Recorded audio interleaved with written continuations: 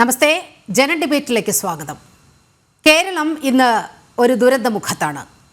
സംസ്ഥാനത്തുടനീളം ദുരൂഹമായ കൂടിച്ചേരലുകൾ. ഇതര സംസ്ഥാന തൊഴിലാളികളിലെ മുസ്ലിം മതവിഭാഗങ്ങളിൽപ്പെടുന്നവരെ മാത്രം ഉൾക്കൊള്ളിച്ചുകൊണ്ടാണ് ഈ കൂടിച്ചേരലുകൾ എന്നതാണ് ശ്രദ്ധേയം.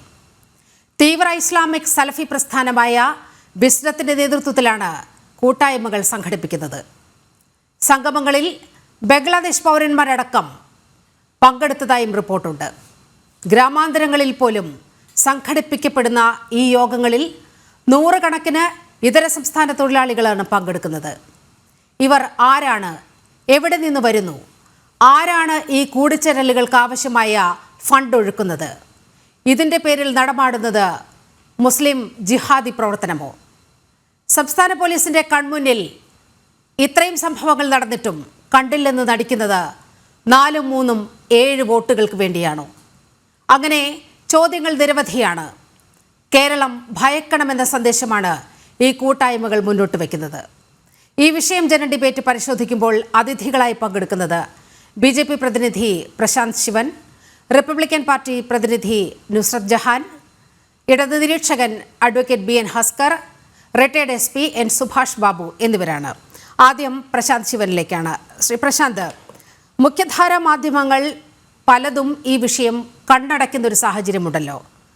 പ്രത്യേകിച്ചും ഒരു മതം വാർത്തയാക്കുമ്പോൾ ഒരു പ്രത്യേക മതവിഭാഗം ചെയ്യുന്ന കാര്യങ്ങളെല്ലാം പൂർണ്ണമായും അവഗണിച്ചുകൊണ്ട് അത് കണ്ടില്ലെന്ന് നടിക്കുന്ന ഒരു മനോഭാവം നമ്മുടെ മാധ്യമങ്ങൾക്കുണ്ട്.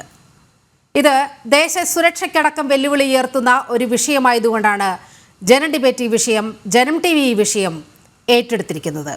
എങ്ങനെയാണ് ഒരു ഉത്തരവാദിത്തപ്പെട്ട രാഷ്ട്രീയ പ്രസ്ഥാനം എന്ന നിലയിൽ സംസ്ഥാനത്ത് നടക്കുന്ന ഈ അസാധാരണ സംഭവങ്ങളെ കാണുന്നത്? ഭാരതത്തിന് അകത്ത് ജീവിക്കുന്ന മുഴുവൻ ആളുകൾക്കും ഇത്തരത്തിൽ ഏതെങ്കിലും ഭാഗത്ത് സംഘടിക്കുന്നതിനോ യോഗം ചേരുന്നതിനോ യാതൊരുവിധ തരത്തിലുള്ള വിലക്കുമില്ല. പക്ഷേ ഈ ചേരുന്ന യോഗങ്ങളെല്ലാം തന്നെ ഈ രാജ്യത്തിൻ്റെ നന്മയ്ക്കോ അല്ലെങ്കിൽ മറ്റൊരാൾക്ക് ഹാംഫുൾ അല്ലാത്ത തരത്തിൽ ഇത്തരത്തിൽ യോഗം ചേരുന്നതിന് യാതൊരു പ്രശ്നമില്ല. പക്ഷേ ഇത്തരത്തിൽ യോഗം ചേരുന്ന സമയത്ത് അല്ലെങ്കിൽ ആളുകൾ സംഘടിക്കുന്ന സമയത്ത് ആ യോഗത്തിനകത്ത് വരുന്ന ആളുകൾ ഏത് തരത്തിലുള്ള ആളുകളാണ് എന്നതാണ് ഇവിടെ വിഷയം. ഇവിടെ ഈ ഒരു വിഷയത്തിലേക്ക് കടക്കുന്നതിന് തൊട്ട് മുൻപ് ഞാൻ 2 ഉദാഹരണങ്ങൾ ഇവിടെ പറയാം. കഴിഞ്ഞ ആഴ്ച അങ്കമാലിയിൽ നിന്ന് 2 പേരെ പോലീസ് അറസ്റ്റ് ചെയ്തിരുന്നു. അവരെ അറസ്റ്റ് ചെയ്തത് violation of rights under foreign act 1946 പ്രകാരമാണ്.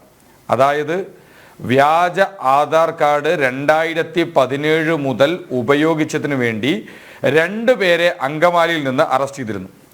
ഇവരെ ഇത്തരത്തിൽ വ്യാജ ആധാർ കാർഡ് ഉപയോഗിച്ചുകൊണ്ട് കേരളത്തിൽ എന്തിനു വേണ്ടി വന്നു? ഇവരിത്തരത്തിൽ ഇവിടെ വന്ന് എന്ത് ആവശ്യങ്ങളുമായാണ് പോയിക്കൊണ്ടിരിക്കുന്നത്? ഇവരുടെ ബാക്ക്ഗ്രൗണ്ട് ചെക്ക് നടത്തിയിട്ടുണ്ടോ?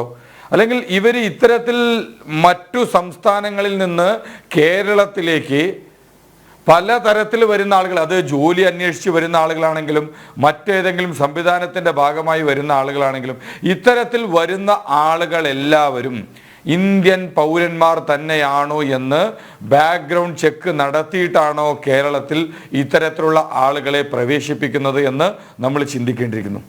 അതുപോലെ തന്നെ ഈ കഴിഞ്ഞ 1 മാസം മുൻപ് ജനുവരി മാസം 31-ാം തീയതി എറണാകുളത്ത് നിന്നും 27 ഇല്ലീഗൽ മൈഗ്രൻസിനെയാണ് അറസ്റ്റ് ചെയ്തിട്ടുള്ളത്.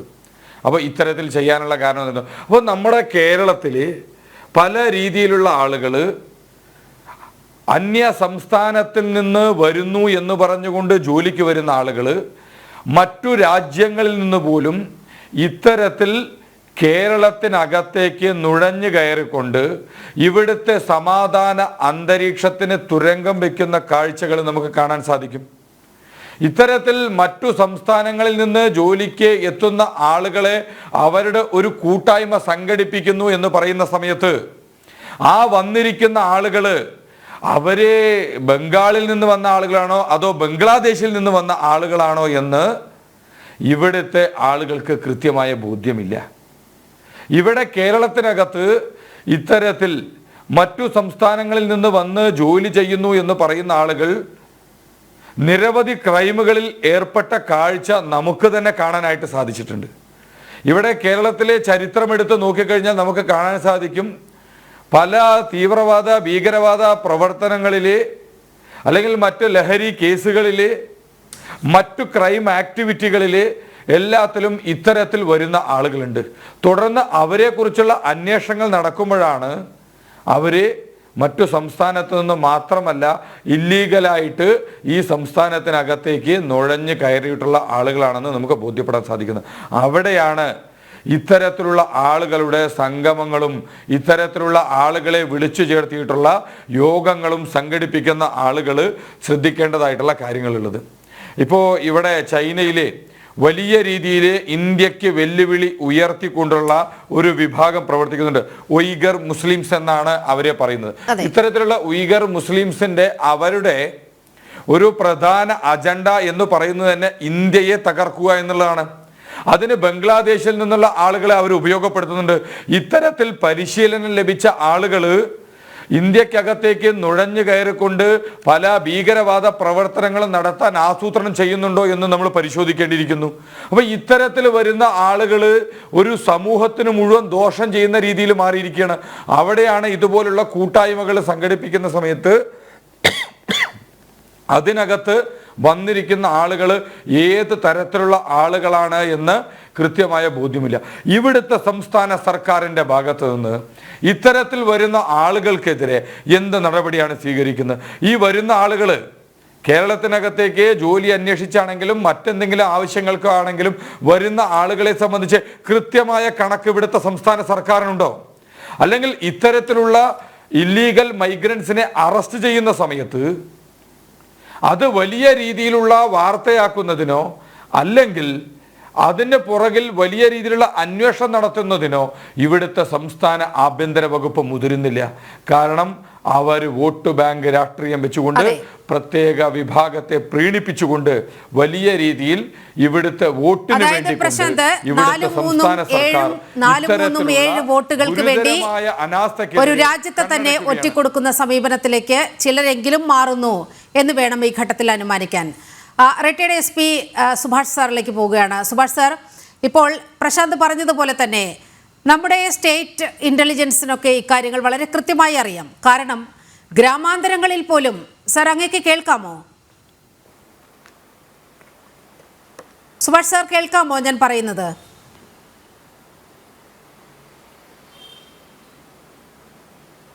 യെസ്, ഞാൻ അങ്ങയിലേക്ക് വരാം. നുസ്രത്ത് ജഹാനിലേക്ക് പോവുകയാണ്, റിപ്പബ്ലിക്കൻ പാർട്ടി പ്രതിനിധിയാണ്. നുസ്രത്ത്, ഇപ്പോൾ പ്രശാന്ത് പറഞ്ഞ് അവസാനിപ്പിച്ച പോയിന്റ് എന്ന് പറയുന്നത് വളരെ നിർണായകമാണ്. ഈ ഗ്രാമാന്തരങ്ങളിൽ പോലും ഈ കണ്ണൂരിലെ കണ്ണവം എന്ന് പറയുന്ന ഒരു സ്ഥലത്ത് സംഘടിപ്പിച്ചതിൻ്റെ ദൃശ്യങ്ങളൊക്കെ നമ്മുടെ മുന്നിലുണ്ട്. നമ്മൾ ഇന്ന് ആ വിഷയം സംപ്രേഷണം ചെയ്തതാണ്. ഞാൻ നേരത്തെ വിചാരിച്ചത് ഇന്നലെ ജനം ടി വി ഒരു വാർത്ത ആദ്യം കൊണ്ടുവരുന്നത് ജനം ടി വിയാണ്. പെരിന്തൽമണ്ണയിൽ നടന്ന ഈ അന്യ സംസ്ഥാനങ്ങളിലെ ഇതര സംസ്ഥാനങ്ങളിലെ മുസ്ലിം തൊഴിലാളികളെ മാത്രം വെച്ച് നടത്തിയ ഒരു കൂട്ടായ്മയുടെ വാർത്തയാണ് ജനം ടി വി ആദ്യം കൈകാര്യം ചെയ്തത്. പക്ഷേ പിന്നീട് അങ്ങോട്ട് നമ്മൾ ഈ വിഷയം പരിശോധിച്ചപ്പോൾ, ആ വിഷയത്തിലേക്ക് ആഴ്ന്നിറങ്ങിയപ്പോൾ നമുക്ക് മനസ്സിലാക്കുന്നത് അവിടെ പെരിന്തൽമണ്ണയിൽ മാത്രമല്ല, കേരളത്തിൻ്റെ തലങ്ങും വിലങ്ങും ഗ്രാമാന്തരങ്ങളിലും നഗരങ്ങളിലും എല്ലാം ഈ കൂട്ടായ്മകൾ കൂണുകൾ പോലെ വളരുകയാണ്. ഈ അന്യ സംസ്ഥാന തൊഴിലാളികളുടെ സെറ്റിൽമെന്റ് കോളനികൾ പല ഗ്രാമങ്ങളിലും വളർന്നു വരുന്നു എന്നത് അങ്ങേയറ്റം ആശങ്കയുയർത്തുന്ന ഒരു സംഗതിയായി നമ്മുടെ മുന്നിൽ നിൽക്കുകയാണ്. കാരണം കേരളത്തിനൊരു ഇക്കാര്യത്തിൽ കേരളത്തെ സംബന്ധിച്ച് ഒരു കറുത്ത ചില അധ്യായങ്ങളുണ്ട്. ഇവിടെ ഇസ്ലാം തീവ്രവാദം അങ്ങേയറ്റം ശക്തി പ്രാപിച്ച ഒരു സംസ്ഥാനം. ഇവിടെ നിന്നും IS-ലേക്ക് റിക്രൂട്ട്മെന്റ് ചെയ്യപ്പെട്ട ആളുകളുടെ എണ്ണം, ലവ് ജിഹാദിൽപ്പെടുന്ന പെൺകുട്ടികളുടെ എണ്ണം, ഇങ്ങനെ പല ഘടകങ്ങൾ മുൻനിർത്തി നോക്കുമ്പോൾ കേരളം തീവ്രവാദത്തിൻ്റെ ഒരു ഹബ്ബാകുന്നു എന്ന് വിമർശിക്കപ്പെടുന്നതിൽ ഒരുപാട് സംഗതികളുണ്ട്. അതിൻ്റെ കൂടെ കൂട്ടിച്ചേർത്ത് വായിക്കാവുന്ന ഒരു സംഗതിയായി ഇപ്പോൾ ഈ അന്യ സംസ്ഥാനങ്ങളിലെ മുസ്ലിം തൊഴിലാളികളെ സംഘടിപ്പിച്ചുകൊണ്ടുള്ള ഈ കൂട്ടായ്മകൾ രൂപം പ്രാപിക്കുകയാണ്. എങ്ങനെയാണ് ഇത് ദേശസുരക്ഷയ്ക്ക് വെല്ലുവിളിയാകുന്നത്? നമ്മളെ ഇപ്പോ ഈ CAA NRC കൊണ്ടുവന്നപ്പോ ഏറ്റവും അധികം പ്രശ്നം ഉണ്ടാക്കിയ ഒരു സംസ്ഥാനമാണ് കേരളം, പ്രത്യേകിച്ചും മലബാർ, അല്ലെ? അപ്പൊ ഞാൻ പോലും അന്ന് ആലോചിച്ചിട്ടുണ്ടായിരുന്നു, ഒരു ബോർഡറിനെ ഷെയർ ചെയ്യാത്ത കേരളത്തിന്, അറബിക്കടലിന്റെ ഓരത്തുള്ള അല്ലെങ്കിൽ തമിഴ്നാടിനെ അല്ലെങ്കിൽ കർണാടകനെ മാത്രം ഷെയർ ചെയ്യണ ഒരു കേരളം എന്തിനാ ഇത്രയും വിരളി കൊള്ളുന്നതെന്ന് പലരും ചോദിച്ചൊരു ചോദ്യമാണ്. ശരിക്കും മനസ്സിലാവുന്നില്ലേ? അത്രയ്ക്കും ഇതായിരുന്നു, ദുരൂഹമായിരുന്നു ഇവരുടെ ഈ ഇത് കണ്ടിട്ട്. പ്രശ്നങ്ങള് മുസ്ലിം ലീഗിന്റെയും CPM-ന്റെയും കോൺഗ്രസും എല്ലാരും ഇറങ്ങി തിരിച്ച് ഇവർക്ക് എന്താണോ ഈ ബോർഡറിലുള്ളവർക്കല്ലേ ഇത്രയും പ്രശ്നം വരെ, ഇവരാരെങ്കിലും അപ്പുറത്തുണ്ടോ? അപ്പൊ അതിനുള്ള ഉത്തരം നമുക്ക് ഓരോ ദിവസങ്ങളായി കിട്ടിക്കൊണ്ടിരിക്കുന്നത്. അപ്പൊ ഇത്രയും പേര് അവരൊക്കെ അവിടെ കൊണ്ടുവന്ന് താമസിപ്പിച്ചിട്ടുണ്ടായിരുന്നു. ഇത് ഇന്നും ഇന്നലെയും തുടങ്ങിയല്ല, നമ്മൾ അറിയാൻ തുടങ്ങിയത് ഇപ്പോ ഒരു മോദി യുഗം വന്നിട്ടാണ് ഇതിനെ അഴിച്ചുപണി തുടങ്ങിയത് കൊണ്ട് മാത്രം മനസ്സിലാക്കുന്നത്.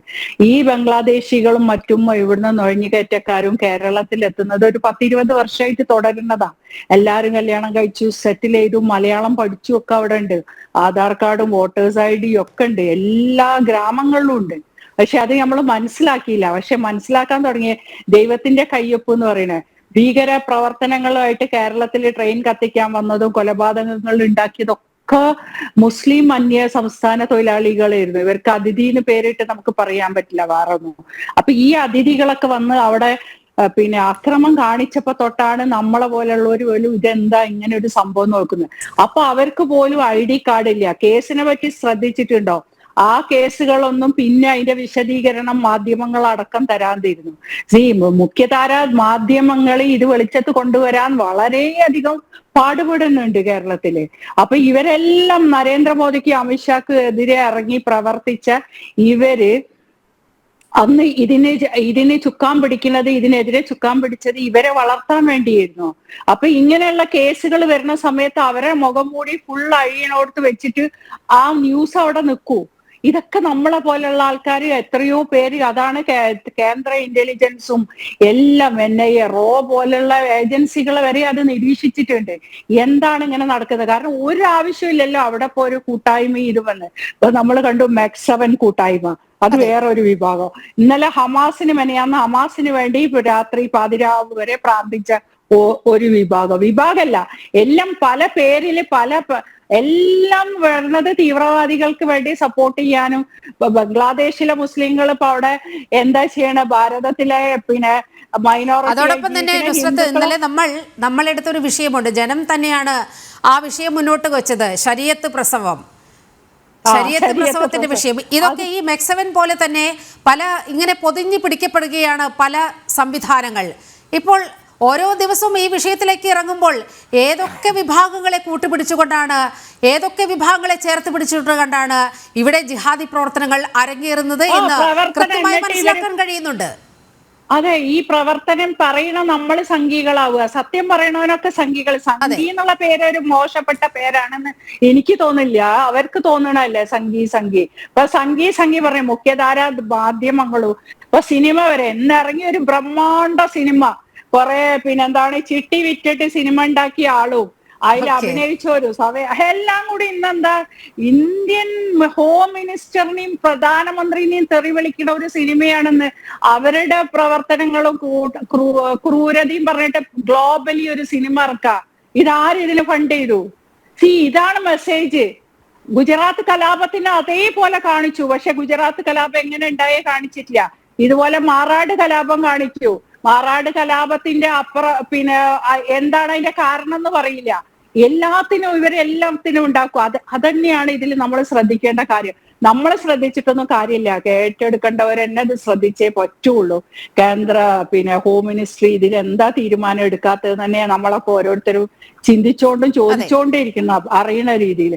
കാരണം ഇതിന് ഇവരെ പിന്നിൽ പ്രവർത്തിച്ച് ഈ പൈസ മുടക്കുന്നതും ഇത്രയും പ്രവർത്തനങ്ങൾക്ക് ഇവർക്ക് സ്വാധീനം കൊടുക്കുന്നതും ശക്തി കൊടുക്കുന്നതും ആരാണ് എന്ന് നമ്മൾ മനസ്സിലാക്കണം. ആ ഒരു അന്വേഷണം. നുസ്രത്ത് ഒരു സെക്കൻഡ്, നുസ്രത്ത് പറഞ്ഞൊരു വിഷയം പ്രശാന്ത് ശിവൻ അക്കാര്യത്തിൽ ഒരു സേ ഉണ്ടെന്നാണ് എനിക്ക് തോന്നുന്നത്, എമ്പുരാൻ വിഷയവുമായി ബന്ധപ്പെട്ട്. പ്രശാന്ത്, ഇത് ഇങ്ങനെ കേന്ദ്ര സർക്കാരിനെ ഇങ്ങനെ അങ്ങേയറ്റം വിഷമകരമായ രീതിയിൽ ഇങ്ങനെ അപഹസിക്കുന്ന ഒരു സിനിമ ഇറക്കാൻ ആരാണ് ഈ പണം മുടക്കുന്നത് എന്നുള്ള വിഷയമൊക്കെ വളരെ സജീവമായി ഇപ്പോൾ ചർച്ച ചെയ്യപ്പെടുകയാണ്. പ്രശാന്തിന് ആ വിഷയത്തിൽ ഒന്ന് പ്രതികരിച്ചു പോകാമെന്ന് തോന്നുന്നു.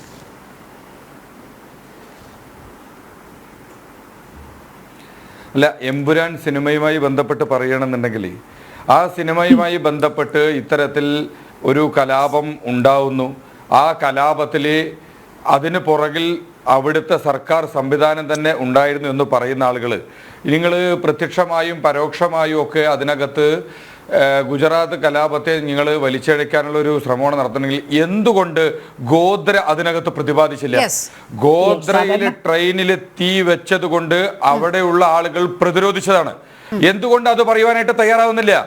ഇത്തരത്തിൽ നിങ്ങൾ ഇവിടുത്തെ ആളുകളെ സംബന്ധിച്ച് ഇനിയിപ്പോൾ അത് ഇപ്പോൾ രായപ്പന്മാരാണെങ്കിലും ഏട്ടന്മാരാണെങ്കിലും ഒക്കെ അവരുടെ നട്ടല് ജിഹാദികൾക്ക് പണയം വെച്ചിട്ടുണ്ടെങ്കിൽ എന്തുകൊണ്ടാണ് നിങ്ങൾ ഇത്തരത്തിൽ അവിടെ ഇത്തരത്തിലുള്ള സംഭവം ഉണ്ടാവുന്നതിന് തൊട്ടു മുൻപുണ്ടായ ഗോദ്രയിലെ ട്രെയിനിലെ തീവയ്പ്പിനെ കുറിച്ച് നിങ്ങൾ എന്തുകൊണ്ട് കാണിക്കുവാൻ തയ്യാറാവുന്നില്ല? പിന്നെ ഗുജറാത്തിലോട്ട് നമ്മൾ പോവുകയാണെങ്കിൽ നമുക്ക് 1928 മുതൽ 1928 ഹിന്ദു പ്രതിനിധിയായ ഒരു ഷായെ കൊന്നതിന് ഗോദ്രയിലെ കലാപം പൊട്ടിപ്പുറപ്പെട്ടിട്ടുണ്ട്. 1946 പാഴ്സികൾക്ക് നേരെ ആക്രമണം ഉണ്ടായിട്ടുണ്ട്. 1948 വിഭജനം വഴി വന്ന ആക്രമണത്തിൽ ഹിന്ദു സിഖ് വിഭാഗങ്ങൾക്ക് നേരെ ട്രെയിനിൽ സമാനമായ ആക്രമണം ഉണ്ടായിട്ടുണ്ട്. 65, 80, 1990, 92 അങ്ങനെ ഭാരത സ്വാതന്ത്ര്യത്തിന് മുൻപും ശേഷവും നിരവധി കലാപങ്ങൾ ഉണ്ടായിട്ടുണ്ട്. ഇതിൻ്റെ എല്ലാം തുടക്കം നമ്മൾ എടുത്ത് നോക്കിക്കഴിഞ്ഞാൽ 1928 ഹിന്ദു നാമധാരിയായ ഒരു ഹിന്ദു പ്രതിനിധിയായിട്ടുള്ള ഒരു ഷായെ കൊന്നതിന് ഒരു കലാപം പൊട്ടിപ്പുറപ്പെട്ടതാണ്. അപ്പൊ ഇത്തരത്തിലുള്ള കാര്യങ്ങൾ ചരിത്രത്തെ വളച്ചൊടിച്ചുകൊണ്ട് ഇവിടെ പ്രത്യേക തരത്തിലുള്ള സിനിമകൾ അടിച്ചിറക്കുന്നു. അപ്പൊ എന്തുകൊണ്ടാണ് അതിന് മുൻപുണ്ടായ വിഷയങ്ങളെ കുറിച്ച് പ്രതിപാദിക്കാൻ തയ്യാറാവല്ലാത്തത്? അപ്പൊ ഇവിടെ വോട്ട് ബാങ്ക് രാഷ്ട്രീയത്തിന് വേണ്ടിയിട്ട് ജിഹാദികളെ പ്രീണിപ്പിക്കുന്നതിന് വേണ്ടിയിട്ട് ജിഹാദികൾക്ക് മുൻപിൽ സ്വന്തം നട്ടല് പണയപ്പെടുത്തിക്കൊണ്ട് ഇത്തരത്തിൽ സിനിമ എടുക്കുന്ന ആളുകൾ എന്തുകൊണ്ടാണ് അവിടുത്തെ യഥാർത്ഥ വസ്തുത പുറത്തു കാണിക്കുവാനായിട്ട് തയ്യാറാവാത്തത്? അപ്പൊ ഇത്തരത്തിലുള്ള കാര്യങ്ങൾക്കെതിരെ ചരിത്രം പറഞ്ഞു പോവുകയാണെങ്കിൽ യഥാർത്ഥത്തിലുള്ള ചരിത്രം പറഞ്ഞു തന്നെ നമുക്ക് മുന്നോട്ട് പോകാം. ഇനി 1921 കേരളത്തിലുണ്ടായ കലാപത്തെ കുറിച്ച് നമുക്ക് പ്രത്യേകിച്ച് ആരോടും പറയേണ്ടതായിട്ടില്ല. തുവൂർ കിണറിലെ ദിവസങ്ങളോളം അവിടെ നിന്ന് കേട്ട അലർച്ചകളും മുരളുകളും എല്ലാം അതൊന്നും ഇന്നും ഇന്നാട്ടിലെ ആളുകൾ മറന്നിട്ടില്ല. അപ്പൊ ഇത്തരത്തിൽ വലിയ രീതിയിൽ ഒരു വിഭാഗത്തിന് നേരെ നിരന്തരമായ ആക്രമണങ്ങൾ നടത്തിയിട്ടുണ്ട്. അതിനെക്കുറിച്ചുള്ള ചരിത്രമൊന്നും പറയാതെ ഇത്തരത്തിൽ എന്തെങ്കിലും വളച്ചൊടിച്ച് പറയുന്നതിനോട് പ്രത്യേകിച്ച് യാതൊരുവിധ തരത്തിലുള്ള അഭിപ്രായം. ഓക്കെ പ്രശാന്ത്, ഞാൻ അങ്ങയിലേക്ക് വരാം. ഇനി സുഭാഷ് സാറിലേക്കാണ് ഒന്ന് പോകേണ്ടത്. ഈ നമ്മുടെ സ്റ്റേറ്റ് ഇന്റലിജൻസ് ഒക്കെ കണ്ണടച്ചിരിക്കുകയാണോ എന്ന ഒരു കാതലായ ചോദ്യം അങ്ങനെ മുന്നിൽ നിൽക്കുകയാണ്. റിട്ടയർഡ് SP N സുഭാഷ് ബാബുവിലേക്കാണ്. സുഭാഷ് സാർ, അങ്ങേക്ക് കേൾക്കാമെന്ന് കരുതുന്നു. ഈ അന്യസംസ്ഥാന തൊഴിലാളികളുടെ ഒരു കുടിയേറ്റം അത് കേരളത്തിൽ അങ്ങേയറ്റം വർദ്ധിച്ചു വരുന്നു എന്നതിൻ്റെ കണക്കുകളൊക്കെ നമ്മുടെ മുന്നിലുണ്ട്. പക്ഷേ ഇപ്പോൾ 2 ദിവസമായി നമ്മൾ നൽകുന്ന ഒരു വാർത്തയുടെ കാതൽ എന്ന് പറയുന്നത് ഇങ്ങനെ ഈ ഇതര സംസ്ഥാന തൊഴിലാളികളിൽ നിന്നും ഒരു പ്രത്യേക മതവിഭാഗത്തെ മാത്രം അടർത്തിയെടുത്ത് ഇത്തരം കൂട്ടായ്മകൾ സംഘടിപ്പിക്കുക. പ്രത്യേകിച്ചും മുസ്ലിം ഭൂരിപക്ഷ പ്രദേശങ്ങളിലാണ് ഇത്തരം കൂട്ടായ്മകൾ സംഘടിപ്പിക്കുന്നത്. അവർക്ക് വേണ്ട സെറ്റിൽമെൻറ്റ് സ്ഥലങ്ങളൊക്കെ ഇങ്ങനെ പ്രവർത്തിപ്പിക്കുന്നതിന് പിന്നിൽ സലഫി പ്രസ്ഥാനമായ വിസ്റ്റമാണ്. വിസ്റ്റത്തിൻ്റെ തന്നെ പല ഫേസ്ബുക്ക് പേജുകളിലും നമുക്ക് വളരെ കൃത്യമായി അത് കാണാവുന്നതാണ്. ഇതിൽ എന്ത് സുരക്ഷാ ഭീഷണിയാണ് നാം നേരിടുന്നത്? അങ്ങനെയെങ്കിൽ നമ്മുടെ ഇന്റലിജൻസ് സംവിധാനങ്ങൾ ഇത് അറിയുന്നില്ലേ? കണ്ട ഭാവം നടിക്കാത്തതാണോ? എന്താണ് അങ്ങേക്ക് തോന്നുന്നത് ഈ വിഷയത്തിൽ?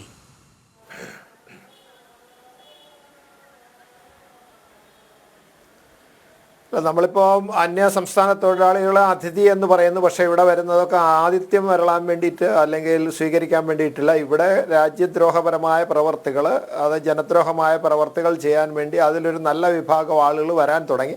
അവർക്കിവിടെ സൗകര്യപ്രദമായ സാഹചര്യങ്ങളുണ്ട് എന്ന് മനസ്സിലാക്കിയത് കൊണ്ട് അവരെ സംരക്ഷിക്കാനും അവർക്ക് വേണ്ട ഒത്താശകളും ചെയ്തു കൊടുക്കുന്നതിന് വേണ്ടിയിട്ട് ചില ഗൂഢസംഘങ്ങൾ പ്രവർത്തിക്കുന്നു എന്ന് മനസ്സിലാക്കിയതിൻ്റെ പശ്ചാത്തലം ഇതിപ്പോൾ വ്യാപകമായിട്ട് മയക്കുമരുന്നും അതിനോടൊപ്പം തന്നെ ഇനിയും ഇതിനേക്കാൾ ഗൗരവമുള്ള രാജ്യദ്രോഹപരമായിട്ട് രാജ്യത്തിനെതിരെ യുദ്ധം ചെയ്യാൻ വേണ്ടിയിട്ട് ഇനിയും വെടിക്കോപ്പുകളൊക്കെ വരാൻ സാധ്യതയില്ല എന്ന് നമുക്ക് പറയാൻ പറ്റില്ല. കാരണം ഇത് വരുന്ന ആളുകളൊക്കെ എവിടെ നിന്നാണ് വരുന്നത്? അധികവും നമ്മളിവിടെ ഈ അടുത്ത കാലത്തായിട്ട് ഈ മയക്കുമരുന്ന് പിടിക്കുന്നതും അതുപോലെ തന്നെ മറ്റ് രീതിയിൽ പല അക്രമങ്ങളും അതുപോലെ തന്നെ കൊള്ളയും ഒക്കെ നടത്തുന്ന ആ രീതിയിലേക്ക് സ്ത്രീകളെ ബലാത്സംഗം ചെയ്യുന്നൊക്കെ പല ക്രിമിനൽ കുറ്റങ്ങളിലേക്ക് ഈ അന്യസംസ്ഥാന തൊഴിലാളികളെ എന്ന് പറയുന്ന നമ്മൾ അതിഥി എന്ന് വിളിക്കുന്ന ആളുകളുടെ ചില ആൾക്കാരിൽ കുറച്ച് ആളുകൾ ചെയ്യുന്നുണ്ട്. നമുക്ക് അതിനൊരു ശക്തമായ ഒരു നിയമമില്ല. പണ്ട് 1979 ഒരു നിയമം ഉണ്ടാക്കി, കേരളത്തിൽ 83 അതിൻ്റെ ഒരു റൂൾ ഉണ്ടാക്കി. അത് അവരുടെ ജോലി റിസർവേഷനും അവരുടെ വെൽഫെയറിന് വേണ്ടിയിട്ടുള്ള കാര്യങ്ങളാണ്. പക്ഷേ ഇവരെ സ്ക്രീൻ ചെയ്ത് ഇവരാരാണ് വരുന്നത്, അതിനുശേഷം പിന്നെ ഇപ്പോൾ ഇവരെ കൊണ്ട് പ്രശ്നങ്ങളൊക്കെ ഉണ്ടായി, കുറേ കൊലക്കേസുകളൊക്കെ ഇവർ പെട്ടു. പിന്നെ കുറേ അധികം തമ്മിൽ അങ്ങോട്ടും ഇങ്ങോട്ടും വെട്ടിക്കൊല്ലുകയും അത് ആക്രമിക്കുകയും ഒക്കെ ചെയ്തു. അതിൻ്റെ പശ്ചാത്തലത്തിൽ ഇങ്ങനെ വരുന്ന മൈഗ്രൻ്റ് വർക്കേഴ്സിനെ രജിസ്റ്റർ ചെയ്യണം, പോലീസ് സ്റ്റേഷനിൽ പോയി ചെയ്യണം. അതുപോലെ തന്നെ അവരെ കൊണ്ടുവരുന്ന കോൺട്രാക്ടേഴ്സ് അതിന് റെക്കോർഡുകൾ ഉണ്ടാക്കണം, ലൈസൻസ് കോൺട്രാക്ടേഴ്സെ കൊണ്ടുവരാൻ പാടുള്ളൂ. അങ്ങനെ ഒരുപാട് റെഗുലേഷൻ ഉണ്ടാക്കി എന്ന് പറഞ്ഞു. പക്ഷേ അതൊന്നും പ്രായോഗികമായിട്ട് ചെയ്യാൻ പറ്റില്ല. പോലീസ് സ്റ്റേഷൻ സാധിക്കുന്നില്ല. കുറച്ചൊക്കെ അവർ അങ്ങോട്ടും ഇങ്ങോട്ടും പോയി അവർക്ക് സാധിക്കാത്തതുകൊണ്ട് അവിടെ മൂലയിലിട്ടിരുന്നു. അതിനിപ്പോൾ ലേബർ ഡിപ്പാർട്ട്മെൻറ്റാണ് അതിനപ്പുറം. സോഷ്യൽ വെൽഫെയർ ഡിപ്പാർട്ട്മെൻറ്റ് ആണെങ്കിൽ ആ ഭാഗത്തെ പറ്റിയിട്ട് തിരിഞ്ഞു നോക്കുന്നില്ല. അപ്പോൾ ഇവരെ നിയന്ത്രിക്കുന്നതിന് ഇവരുടെ ശരിയായ ഒരു കണക്ക്, ഇപ്പം നമ്മുടെ കണക്കനുസരിച്ച് 35 ലക്ഷം ആളുകൾ നമ്മുടെ കേരളത്തിൽ മാത്രം അന്യസംസ്ഥാന തൊഴിലാളികൾ ഉണ്ടെന്നാണ് പറയുന്നത്. അപ്പോൾ അതിന് ഗവൺമെൻറ്റിൻ്റെ കണക്കനുസരിച്ച് അതിനേക്കാൾ ഒരു 10 ലക്ഷത്തിനോളം താഴെയാണ് പറയുന്നത്. അതിന് കണക്കൊന്നുമില്ല, വെറുതെ ഒരു എന്താ പറഞ്ഞത്, ഒരു കൊട്ടത്താപ്പിനൊരു കണക്ക് പറയുക, എന്തായാലും പറയണമല്ലോ എന്ന് വിചാരിച്ചൊരു കണക്ക് പറയുന്നതാണ്. അപ്പോൾ ഇവർക്ക് ശരിയായ രജിസ്ട്രേഷൻ ഇല്ല, ഇവരുടെ ഐഡൻറ്റിറ്റി ഇല്ല, ഇവരുടെ ID പ്രൂഫുകൾ ഏതെങ്കിലും ഒരു ഭരണഘടനാ സ്ഥാപനങ്ങളിൽ ഒരു ഡിപ്പാർട്ട്മെൻറ്റിൻ്റെ കൈവശവുമില്ല.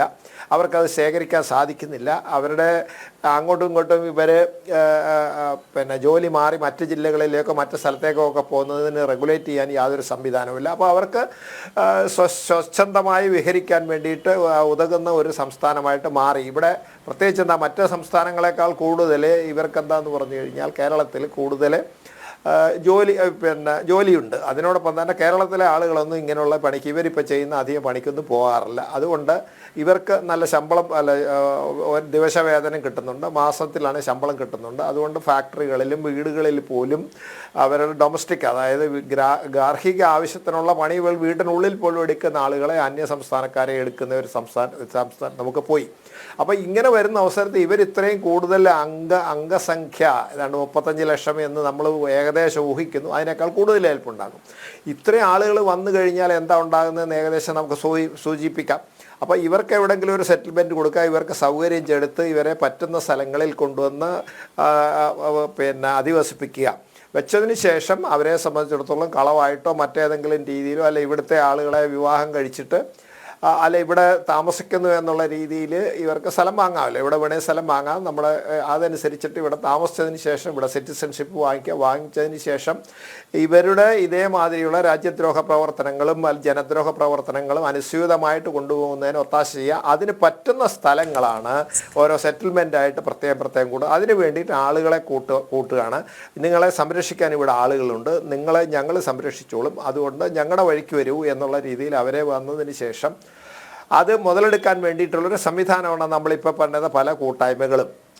അപ്പോൾ ഈ കൂട്ടായ്മകളൊക്കെ അപകടകരമായ സാഹചര്യത്തിലേക്ക് പോകുമെന്നുള്ളത് നമുക്ക് സംശയം വേണ്ട. കാരണം അവിടെ നിന്ന് വരുന്നതിൻ്റെ ഏതാണ്ട് നമ്മുടെ ഇപ്പോൾ ഔദ്യോഗികമായിട്ട് പഠനത്തിൻ്റെ പശ്ചാത്തലത്തിൽ തന്നെ ഏതാണ്ട് 40% ആളുകൾ മൊത്തം വരുന്നത് 40% ആളുകൾ 8ാം ക്ലാസ് വരെ കഷ്ടിച്ച് പഠിച്ച ആളുകളാണ്. അതിനുശേഷം ഒരു 35% ആളുകൾ ഒരു അക്ഷരജ്ഞാനം പോലെ അക്ഷരാഭ്യാസം പോലും ഇല്ലാത്ത ആളുകളാണ് വരുന്നത്. ആലോചിച്ച് നോക്കൂ, ഇങ്ങനെ അക്ഷരജ്ഞാനം കുറവുള്ള ആളുകളോ അക്ഷരാഭ്യാസം തീരെ ഇല്ലാത്ത ആളുകളെ ഇവിടെ വന്നതിന് ശേഷം ഇതേമാതിരി അവരെ പ്രലോഭിപ്പിച്ച് അവർക്ക് വേണ്ട ഒത്താശകളും സൗകര്യങ്ങളും ചെയ്തു കൊടുത്തതിന് ശേഷം അവരെ ഏതെങ്കിലും വഴിവിട്ട മാർഗത്തിലേക്ക് നയിക്കുകയാണെങ്കിൽ അവർ പോകുമോ ഇല്ലയോ? പോയിരിക്കും.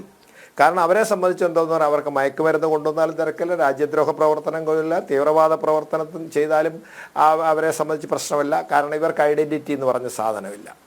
അപ്പോൾ ആ ഐഡൻറ്റിറ്റി എന്ന് പറയുന്നത് ഉറപ്പുവരുത്താൻ സംസ്ഥാനത്ത് പോലീസിനെ സംബന്ധിച്ചിടത്തോളം ഏറ്റവും കൂടുതൽ ആവശ്യമാണ്. കാരണം ഇവിടുത്തെ ക്രിമിനൽ വൽക്കരണമാണ് പ്രധാനമായിട്ട് നടന്നുകൊണ്ടിരിക്കുന്നത്. ഈ ക്രിമിനൽ വൽക്കരണം കൂടുതലാവുമ്പോൾ ഏറ്റവും കൂടുതൽ തലവേദന പോലീസിനാണ്.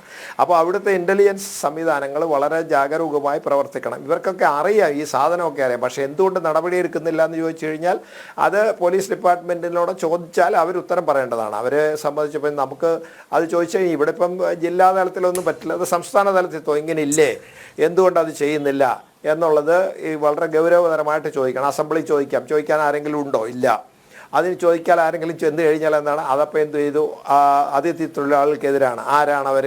ഇങ്ങനെ കൂടുന്നു എന്ന് പറയുന്നതാണ് ഇന്ന വിഭാഗക്കാരാണ്, അപ്പോൾ അവർക്കെതിരാണ് എന്ന് വരുത്തി തീർക്കുമെന്ന് വിചാരിച്ച് ആരും ഇതിനെപ്പറ്റി മിണ്ടാതിരിക്കുക. അവസാനം ഏതെങ്കിലും പിന്നെ ജനം മാതിരിയുള്ള ഏതെങ്കിലും നിഷ്പക്ഷമതികളായ രാജ്യസ്നേഹികളായ അല്ല, ജനമല്ലാതെ ആരും ഈ വിഷയം കൈകാര്യം ചെയ്യില്ല സർ. അതാണ് ഇന്നത്തെ ഏറ്റവും വലിയ ദുര്യോഗം എന്ന് പറയുന്നത്. നമ്മുടെ സമൂഹ വ്യവസ്ഥിതിയെ മുഴുവൻ ബാധിക്കുന്ന, നമ്മുടെ ദേശത്തിൻ്റെ സുരക്ഷയെ ബാധിക്കുന്ന വിഷയങ്ങൾ വരുമ്പോൾ ഒരു പ്രത്യേക മതവിഭാഗമാണ് പ്രതിക്കൂട്ടിൽ നിൽക്കുന്നതെങ്കിൽ അവരെയൊന്നും മുഖ്യധാരാ മാധ്യമങ്ങൾ ഒരു തരത്തിലും വാർത്തയാക്കില്ല. അതാണ് കുറേ നാളുകളായി കേരളത്തിൽ കണ്ടുകൊണ്ടിരിക്കുന്നത്. ഇടത് വലത് മുന്നണികൾക്കാണെങ്കിൽ വളരെ കൃത്യമായ വോട്ട് ബാങ്കാണ് ആവശ്യം. അതുകൊണ്ട് തന്നെയാണ് ഇത്തരം സംഭവങ്ങൾ ആവർത്തിക്കപ്പെടുന്നത്. ശ്രീ പ്രശാന്ത് ശിവൻ, ഇപ്പോൾ നമ്മൾ ഇടതുപക്ഷ നിരീക്ഷകൻ അഡ്വക്കേറ്റ് BN ഹസ്കർ നമ്മോടൊപ്പം ചേരുന്നുണ്ട്. അദ്ദേഹത്തിനെ കണക്ട് ചെയ്തുകൊണ്ടിരിക്കുകയാണെന്നാണ് മനസ്സിലാക്കുന്നത്. ഇതിൽ ഈ യെസ്, BN ഹസ്കർ റെഡിയാണ്. അഡ്വക്കേറ്റ് BN ഹസ്കർ, അങ്ങ് അല്പം താമസിച്ച് പോയതുകൊണ്ടാണ് ഈ വിഷയം അങ്ങയുടെ ശ്രദ്ധയിലേക്ക് ഒരിക്കൽ കൂടി ഒന്ന് കൊണ്ടുവരേണ്ടതുണ്ട്. സംസ്ഥാനത്തുടനീളം ഒരു തരത്തിൽ ദുരൂഹമായ കൂടിച്ചേരലുകൾ നടക്കുകയാണ്. നമുക്കറിയാം, ഇതര സംസ്ഥാന തൊഴിലാളികൾ നിരവധി പേർ നമ്മുടെ സംസ്ഥാനത്തുണ്ട്. പക്ഷേ അതിൽ നിന്നും ഒരു പ്രത്യേക മതവിഭാഗത്തിൽപ്പെട്ട, മുസ്ലിം മതവിഭാഗത്തിൽപ്പെട്ട ആളുകളെ മാത്രം തെരഞ്ഞു പിടിച്ചുകൊണ്ട് സലഫി എന്ന പ്രസ്ഥാനം, അത് നേതൃത്വം നൽകുന്ന വിസ്റ്റം എന്ന സംഘടന ഇവരെ സംസ്ഥാന തലത്തിൽ പലയിടത്തും ഇങ്ങനെ കൂട്ടായ്മകൾ സംഘടിപ്പിക്കുകയാണ്. അവർക്ക് വേണ്ട എന്താണ് ആ ക്ലാസ്സുകളിൽ നടക്കുന്നത് എന്ന് മനസ്സിലാകുന്നില്ല. പക്ഷേ നിരന്തരം ഈ കൂട്ടായ്മകൾ വരികയാണ്. എങ്ങനെയാണ് ഇടതുപക്ഷ നിരീക്ഷകൻ എന്ന നിലയിൽ താങ്കൾ ഈ വിഷയത്തെ സമീപിക്കുന്നത്? നീലിമ, ഇത് വളരെ നിഷ്കളങ്കമായിട്ടൊരു വിഭാഗം ആളുകൾ തങ്ങളുടെ മതപരമായിട്ടുള്ള കാര്യങ്ങൾക്ക് വേണ്ടി കൂട്ടായ്മ കൂടുമ്പോൾ അതിൽ വലിയൊരു തോതിൽ ഏതോ തരത്തിലുള്ള ജിഹാദി പ്രവർത്തനത്തിലുള്ള ആഹ്വാനം നടക്കുന്നു എന്ന തോന്നലുളവാക്കുന്ന തരത്തിൽ ഇത്തരം വാർത്തകൾ പടച്ചുവിടുക എന്നത് വളരെ കൃത്യമായി ഇസ്ലാമോഫോബിയ രാജ്യത്തുണ്ടാക്കണം എന്ന ആഗ്രഹമുള്ള ആളുകളുടെ തോന്നലുകളാണ്. എന്തുകൊണ്ടെന്നാൽ സലഫി പ്രസ്ഥാനം എന്ന് പറയുന്നത് രാജ്യത്ത് ഇന്ത്യയെ സംബന്ധിച്ചിടത്തോളം മുജാഹിദുകൾ പ്രസ്ഥാനത്തിന്റെ ഭാഗമായി പ്രവർത്തിച്ചു വരുന്ന സംഘടനയാണ്. കേരള നദ്വത്തുൽ മുജാഹിദിന്റെ കീഴിലാണ് സലഫി സെന്ററുകൾ കേരളത്തിൽ അങ്ങോളം ഇങ്ങോളം പ്രവർത്തിക്കാറുള്ളത്. നാളിതുവരെ ഒരു തരത്തിലുള്ള തീവ്രവാദ പ്രവർത്തനങ്ങളിൽ ഏർപ്പെട്ടതായി നദ്വത്തുൽ മുജാഹിദിനെ സംബന്ധിച്ച് ശത്രുക്കൾ പോലും പറഞ്ഞു വരുന്നില്ല. സുന്നി പ്രസ്ഥാനങ്ങളും അതുപോലെ തന്നെ മറ്റിതര മുസ്ലിം വിഭാഗങ്ങളിൽപ്പെട്ടിട്ടുള്ള പ്രസ്ഥാനങ്ങളെ സംബന്ധിച്ചും പലപ്പോഴും അത്തരത്തിൽ ആരോപണങ്ങൾ, കടുത്ത നിലപാടുകളൊക്കെ എടുക്കുമ്പോൾ വളരെ പുരോഗമനാത്മകമായി ചിന്തിക്കുകയും മതത്തിനുള്ളിലെ തീവ്ര സ്വഭാവത്തെയും മതത്തിനുള്ളിലെ ഇസ്ലാം മതം അനുഷ്ഠിക്കുന്ന അനാചാരങ്ങൾക്കെതിരെയും പ്രവർത്തിക്കുന്നു എന്നുള്ളതാണ് കേരള നദ്വത്തുൽ മുജാഹിദിനെ മറ്റിതര മുസ്ലിം സംഘടനകളിൽ നിന്ന് വ്യത്യസ്തമായി കാണേണ്ടത്. അപ്പോ അവർ അന്യസംസ്ഥാന തൊഴിലാളികൾ അല്ലെങ്കിൽ അതിഥി തൊഴിലാളികളെ ചേർത്ത് പിടിച്ചുകൊണ്ട് അവരുടേതായ ഭാഷയിൽ അവർക്ക് വേണ്ടി വർത്തമാനം പറഞ്ഞിട്ടുണ്ട് എങ്കിൽ അതിനെ ഇത്രയും സംശയത്തോടു കൂടി കാണുക എന്ന് പറയുന്നത് തന്നെ തീവ്രമായിട്ടുള്ള അപരമത നിന്ദയുടെ ഭാഗമാണ്. ഹസ്കർ, ഞാൻ ഒന്ന് ഇടപെടുന്നത് കൊണ്ട് ക്ഷമിക്കുക. ഈ കൂട്ടായ്മകളിൽ പങ്കെടുക്കുന്നത് ആരാണ് എന്നുള്ളത് വലിയൊരു പ്രശ്നം തന്നെയാണ്. ഇപ്പോൾ നമ്മുടെ പ്രതിനിധികൾ നൽകുന്ന റിപ്പോർട്ട് അനുസരിച്ച് അവർ തീർച്ചയായും നമുക്കറിയാമല്ലോ, ഇന്റലിജൻസ് സംവിധാനങ്ങളെയൊക്കെ കോട്ട് ചെയ്തുകൊണ്ടാണ് അത്തരത്തിൽ വാർത്തകൾ നൽകുന്നത്. ബംഗ്ലാദേശികളടക്കം ഈ കൂട്ടായ്മകളിൽ പങ്കെടുക്കുന്നു എന്ന് പറയുന്നു. റോഹിംഗ്യൻസ് ഉണ്ട്. അപ്പോൾ ആരാണ് പങ്കെടുക്കുന്നത് എന്നത് വലിയ വിഷയമല്ലേ? ഏതായാലും സലഫി എന്ന് പറയുന്ന പ്രസ്ഥാനം, വിസ്ഡം എന്ന് പറയുന്ന സംസ്ഥാനം ഇവിടെ മതേതരത്വം കൊണ്ടുവരാനല്ലല്ലോ അവർ ആഗ്രഹിക്കുന്നത്. അവരും ഇസ്ലാമിക രാഷ്ട്രം എന്ന വലിയ ലക്ഷ്യത്തിലേക്ക് ചുവടുവെക്കുന്ന ഒരു സംഘടന തന്നെയാണല്ലോ. അതിലൊന്നും തർക്കമില്ലല്ലോ അഡ്വക്കേറ്റ് BN ഹസ്കർ. അല്ല, അക്കാര്യത്തിൽ എനിക്ക് വലിയ തർക്കമുണ്ട് നീലിമ. അതൊരു തെറ്റിദ്ധാരണ പരത്തുന്ന ഒരു പ്രസ്താവനയാണ്. കാരണം നദൂദുൽ മുജാഹിദിന്റെ വക്താവൊന്നുമല്ല ഞാൻ. എന്നിരുന്നാൽ പോലും എനിക്കറിയാവുന്ന നദൂദുൽ മുജാഹിദിൻ എന്ന് പറയുന്ന പ്രസ്ഥാനം, ഞാൻ മനസ്സിലാക്കുന്ന പ്രസ്ഥാനം ഒരു തരത്തിലും ഇസ്ലാമിക രാജ്യത്ത് നടപ്പിലാക്കുന്നതിന് വേണ്ടി പ്രവർത്തിക്കുന്നവരല്ല. ഇസ്ലാം മതത്തിനുള്ളിലെ അനാചാരങ്ങളെ എതിർക്കുക എന്നുള്ളതാണ് ആ പ്രസ്ഥാനത്തിന്റെ പരമമായ ലക്ഷ്യം എന്നാണ് ഞാൻ മനസ്സിലാക്കുന്നത്. അതുകൊണ്ടാണ് ഞാൻ ഇത്രയും തർക്കിക്കാൻ കാരണം. ഒരുപക്ഷെ നിങ്ങൾ കരുതുന്നത് പോലെ കേരളത്തിലെ തൊഴിൽ വകുപ്പിന് വളരെ കൃത്യമായി കേരളത്തിൽ വന്നു പോകുന്ന മുഴുവൻ അതിഥി തൊഴിലാളികളെ സംബന്ധിച്ച് വിവരങ്ങളുണ്ട്. ഒറ്റപ്പെട്ട ചില സ്ഥലങ്ങളിൽ ബംഗ്ലാദേശികൾ സംസ്ഥാനത്ത് കടന്നു വന്നിട്ടുണ്ട് എന്നുള്ളത് വസ്തുത തന്നെയാണ്. അവർ വ്യാജ ആധാർ കാർഡുകൾ മറ്റും നിർമ്മിച്ച് വ്യാജ ആധാർ കാർഡുകളുടെ പിൻബലത്തിൽ തൊഴിൽ വകുപ്പിൽ രജിസ്റ്റർ ചെയ്യപ്പെട്ടിട്ടുള്ള തൊഴിലാളികളായി ബംഗാളികളായി കേരളത്തിൽ പ്രവർത്തിക്കുന്നു എന്നുള്ളതാണ് ഒരു വസ്തുത. ആ വസ്തുതകളെ കണ്ടെത്തുന്നതിന് വേണ്ടി ഈ അടുത്ത കാലത്തും പെരുമ്പാവൂരും പരിസര പ്രദേശത്തു നിന്നും ഇത്തരത്തിൽ വ്യാജ നിർമ്മിതികളുമായി ബംഗ്ലാദേശികൾ വന്നവരെ അറസ്റ്റ് ചെയ്യാൻ പോലീസിന് കഴിഞ്ഞിട്ടുണ്ട്. അപ്പോ അത്തരത്തിൽ ഇടപെടലുകൾ നടത്താൻ പോലീസിന് കഴിയുന്നുണ്ട്. പക്ഷെ എത്രത്തോളം ഫലപ്രദമായി കേരളത്തിലുടനീളം എവിടൊക്കെ ബംഗ്ലാദേശികളുണ്ട് എന്ന് കണ്ടെത്താൻ നമുക്കറിയാലോ. ഒരു അന്താരാഷ്ട്ര കുറ്റവാളി വർക്കലയിൽ നിന്നാണ് ഈ അടുത്ത കാലത്ത് പോലീസിന് പിടിക്കാൻ കഴിഞ്ഞിട്ടുള്ളത്. റെഡ് കോർണർ നോട്ടീസ് ഉണ്ടായിരുന്ന ആ അന്താരാഷ്ട്ര കുറ്റവാളിയെ മാസങ്ങളോളം കേരളത്തിൽ താമസിച്ചതിന് ശേഷമാണ് പോലീസിന് കണ്ടെത്താൻ കഴിഞ്ഞത്, അറസ്റ്റ് ചെയ്യാൻ കഴിഞ്ഞത്. അപ്പോ അത്തരത്തിൽ നമുക്ക് കേരളത്തിലേക്ക് വരുന്ന മുഴുവൻ വിദേശികളെയും കണ്ടെത്തുന്നതിനാവശ്യമായിട്ടുള്ള സുസജ്ജമായിട്ടുള്ള ഒരു സംവിധാനം കേരളത്തിൽ ഉണ്ടോ എന്ന് ചോദിച്ചു കഴിഞ്ഞാൽ കേരളത്തിൽ ഇന്ത്യയിൽ തന്നെ ഇല്ല. ഇന്ത്യ കടന്ന് മറ്റു സംസ്ഥാനങ്ങൾ കടന്നു വേണമല്ലോ ഇത്തരത്തിൽ കേരളത്തിലേക്ക് വരാൻ. നമ്മുടെ അതിർത്തികൾ കാക്കുന്ന ആളുകൾ അവരെ കടത്തിവിടുന്നു എന്നുള്ള ഒരു വലിയ ഗൗരവതരമായിട്ടുള്ള ഒരു പ്രശ്നം അക്കാര്യത്തിൽ നിലനിൽക്കും. അതിർത്തി കടന്നാണല്ലോ ഈ ബംഗ്ലാദേശ്. അഡ്വക്കേറ്റ് BN ഹസ്കർ, ഞാൻ ഒരു കാര്യം ചോദിച്ചു കൊള്ളട്ടെ. കാസർഗോഡ് പടന്നക്കാട് എന്ന് പറയുന്ന പ്രദേശത്ത് നിന്നും ഒരു ബംഗ്ലാദേശി ഭീകരൻ അറസ്റ്റിലായ വാർത്ത താങ്കൾക്കറിയാമല്ലോ. ഇവിടെ സർക്കാർ സംവിധാനങ്ങളുണ്ട്. ഇയാൾക്ക് എതിരെ ലുക്കൌട്ട് നോട്ടീസ് അടക്കം ഇവിടെ അന്വേഷണ ഏജൻസികൾ പുറപ്പെടുവിച്ച ഒരു സാഹചര്യമുണ്ട്. 4.5 വർഷക്കാലത്തോളമാണ് ഈ ബംഗ്ലാദേശി ഭീകരൻ നമ്മുടെ കാസർഗോഡ്, നമ്മുടെ കൊച്ചു കേരളത്തിൽ ഇവിടെ കഴിഞ്ഞത്. അവസാനം ഇയാളൊന്ന് സോഷ്യൽ മീഡിയയിൽ സജീവമായപ്പോഴാണ് കേന്ദ്ര ഏജൻസികൾ വന്ന് കയ്യോടെ ഈ ബംഗ്ലാദേശി ഭീകരനെ പിടിച്ചുകൊണ്ടുപോയ കഥ നമ്മൾ അറിയുന്നത്. ഇങ്ങനെ എത്രയോ പേരുണ്ട്. അയാളുടെ പേര് ഷാബ് ഷെയ്ഖ് എന്നാണ്. അയാൾ അസം പോലീസ് തിരയുന്ന ആളാണ്, ബംഗ്ലാദേശി ഭീകരനാണ്. മാത്രവുമല്ല, വളരെ ഞെട്ടിപ്പിക്കുന്ന വിവരങ്ങളാണ് പുറത്തു വന്നത്. ഇയാൾക്ക് പശ്ചിമ ബംഗാളിൽ 2 നിയമസഭാ മണ്ഡലങ്ങളിൽ വോട്ടർ പട്ടികയിൽ പേരുണ്ട് ഈ ഷാബ് ഷെയ്ഖ് എന്ന് പറയുന്ന ആൾക്ക്. അപ്പോൾ പിടിക്കപ്പെടുമ്പോൾ മാത്രമാണ് നമ്മൾ ഈ വിവരങ്ങൾ അറിയുന്നത്.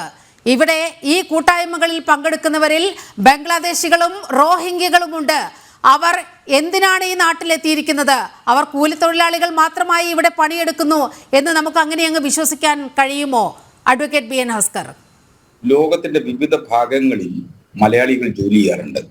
മലയാളികളുടെ ജീവിതം എന്ന് പറയുന്നത് പ്രവാസ ജീവിതമാണ്. മലയാളിയെ സംബന്ധിച്ചിടത്തോളം ആത്യന്തികമായി മലയാളിയുടെ സ്വഭാവം എന്ന് പറയുന്നത് പ്രവാസ ജീവിതമാണ്. അപ്പൊ സ്വാഭാവികമായി ലോകത്തിലെ വിവിധ രാജ്യങ്ങളിൽ പല തരത്തിൽ മലയാളികൾ ചെന്നെത്തപ്പെട്ടിട്ടുണ്ട്. അപ്പോ മലയാളികൾ ചെന്നെത്തപ്പെടാത്ത ഒരു നാടും ലോകത്തില്ല എന്നുള്ളതാണ് ഒരു വസ്തുത. അതുപോലെ ഇപ്പൊ കേരളത്തിലേക്ക് മറ്റു സംസ്ഥാനങ്ങളിൽ നിന്നും മറ്റു രാജ്യങ്ങളിൽ നിന്നും ഒക്കെ ജോലി തേടി കേരളത്തിലേക്ക് എത്തുന്നു എന്നുള്ളത് ഒരു വലിയ കാര്യം തന്നെയാണ്. അപ്പോ അവിടെ കേരളത്തിന് മാത്രമായി ഫലപ്രദമായി ചെയ്യും. ഇന്ത്യയിൽ ഒരു ഇന്റലിജൻസ് ഏജൻസി ഉണ്ടല്ലോ, ഇന്റലിജൻസ് ബ്യൂറോ എന്നാണ് അവർ അറിയപ്പെടുന്നത്.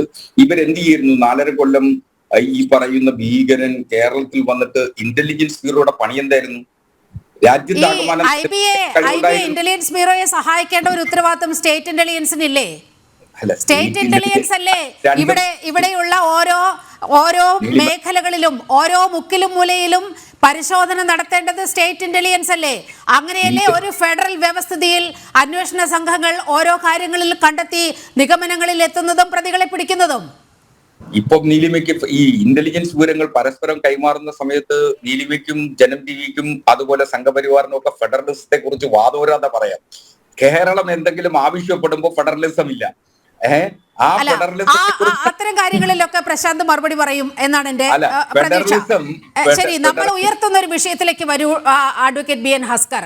നമ്മുടെ ഇന്ത്യൻ സംവിധാനം ഇവിടെ ഉറങ്ങുകയാണോ? ഇത്തരത്തിൽ വലിയ വലിയ കൂട്ടായ്മകൾ, ഇപ്പോൾ പെരിന്തൽമണ്ണയിലാണ് ഏറ്റവും ഒടുവിൽ ഈ കൂട്ടായ്മ നടന്നിട്ടുള്ളത്. ആ കൂട്ടായ്മയിൽ പങ്കെടുത്ത ആളുകളെ കുറിച്ച് എന്തെങ്കിലും ബോധ്യം ഇവിടുത്തെ സംസ്ഥാന പോലീസിനുണ്ടോ? പക്ഷേ ഐബിക്ക് വളരെ കൃത്യമായ റിപ്പോർട്ടുകളുണ്ട്. അതുകൊണ്ടാണല്ലോ ഇത്തരം വാർത്തകളായി വരുന്നത്. മുഖ്യധാരാ മാധ്യമങ്ങൾ ആ വാർത്തകൾ മുക്കുമ്പോൾ ഇത് ദേശസുരക്ഷയെ ബാധിക്കുന്ന വിഷയമായതുകൊണ്ട് തന്നെയാണ് ജനം TV ഈ വിഷയം ഏറ്റെടുക്കുന്നതും ജനസമക്ഷം ഈ വിഷയം മുന്നോട്ട് വെക്കുന്നതും. നമുക്ക് കൃത്യമായ ഇൻപുട്ട് ഉണ്ട് അതിൽ പങ്കെടുത്ത ആളുകളെ കുറിച്ചൊക്കെ. അതുകൊണ്ടുകൂടിയാണ് ഈ ചർച്ച, കേരളം ഭയക്കണമെന്ന അടിക്കുറിപ്പോടുകൂടി ഈ ചർച്ച ഞങ്ങൾ തുടങ്ങി വെക്കുന്നത്. അതുകൊണ്ട് തന്നെയാണ്. അല്ല നീലിമ, ഇതിൽ കേരളം ഭയക്കേണ്ട കാര്യമൊന്നുമില്ല. കേരളത്തിൽ അങ്ങനെ ഈ തീവ്രവാദ പ്രവർത്തനങ്ങളോ ഈ അപരമത വിദ്വേഷം പരത്തുന്ന തരത്തിലുള്ള കുൽസിത ശ്രമങ്ങളൊക്കെ തന്നെ കേരളീയർക്കറിയാം എങ്ങനെയൊക്കെ നിർത്തണമെന്നും ഏത് വിരൽത്തുമ്പിൽ അകറ്റി നിർത്തണമെന്നൊക്കെ അറിയാം. നിങ്ങൾ ഇങ്ങനെ കുറെ നാളുകളായി ശ്രമിച്ചുകൊണ്ടേയിരിക്കുകയാണ്. കേരളത്തിൽ മുസ്ലിം മത ഭീകരവാദം കേരളത്തിൽ ഇങ്ങനെ അടിഞ്ഞാടിക്കൊണ്ടേയിരിക്കുന്നു. എവിടെ ആൾ കൂടിയാലും ആ ആൾക്കൂട്ടങ്ങളെല്ലാം ജിഹാദി പ്രവർത്തനത്തിന് IS എന്ന തീവ്രവാദ ഭീകര സംഘടനയിലേക്ക് ഈ രാജ്യത്ത് നിന്നും പോയവരിൽ ഏറ്റവും കൂടുതൽ ആളുകൾ ഏത് സംസ്ഥാനത്തിൽ നിന്നാണ്, ഏത് ജില്ലയിൽ നിന്നാണ്? നിങ്ങൾ കേരള അതിന് മറുപടി പറയൂ. നമ്മൾ കേരളം ഭയക്കണമെന്ന് പറയുമ്പോൾ വളരെ കൃത്യമായ കണക്കുകളുടെ അടിസ്ഥാനത്തിലാണ് ജനം TV സംസാരിക്കുന്നത്. അതുകൊണ്ടാണ് ചോദിക്കുന്നത്, IS-ലേക്ക് ഇവിടുന്ന് റിക്രൂട്ട് ചെയ്യപ്പെട്ടത് എവിടെ നിന്നാണ്? എത്ര പേർ പോയി IS-ലേക്ക്? കേരളത്തിന്റെ മുഖ്യമന്ത്രി തന്നെ കണക്ക് പറഞ്ഞിട്ടുണ്ട്. ബി എൻ ഹസ്കർ, കേരളത്തിൽ നിന്ന് IS-ലേക്ക് പോയതിനേക്കാളും ഏറ്റവും കൂടുതൽ ആളുകൾ UP-യിൽ നിന്ന് പോയിട്ടുണ്ട്. അവിടെ ഭരിക്കുന്നത് യോഗി ആദിത്യനാഥാണ്. നിങ്ങളുടെ മുന്നിൽ മറ്റേത് സംസ്ഥാനത്തിൽ നിന്നല്ല, നമ്മുടെ കൊച്ചു കേരളത്തിൽ നിന്നാണ്. കാസർഗോഡ് നിന്നാണ് 21 പേർ, 21 പേർ IS-ലേക്ക് റിക്രൂട്ട് ചെയ്യപ്പെട്ടത്. പ്രശാന്ത് ശിവൻ, അങ്ങേക്ക് കൂട്ടിച്ചേർക്കാം. കൃത്യമായ കണക്കുകൾ സംസ്ഥാനത്തിന്റെ മുഖ്യമന്ത്രി തന്നെ മുന്നോട്ട് വെച്ചതല്ലേ? 100 പേർ എന്നാണ് മുഖ്യമന്ത്രി പറഞ്ഞത്.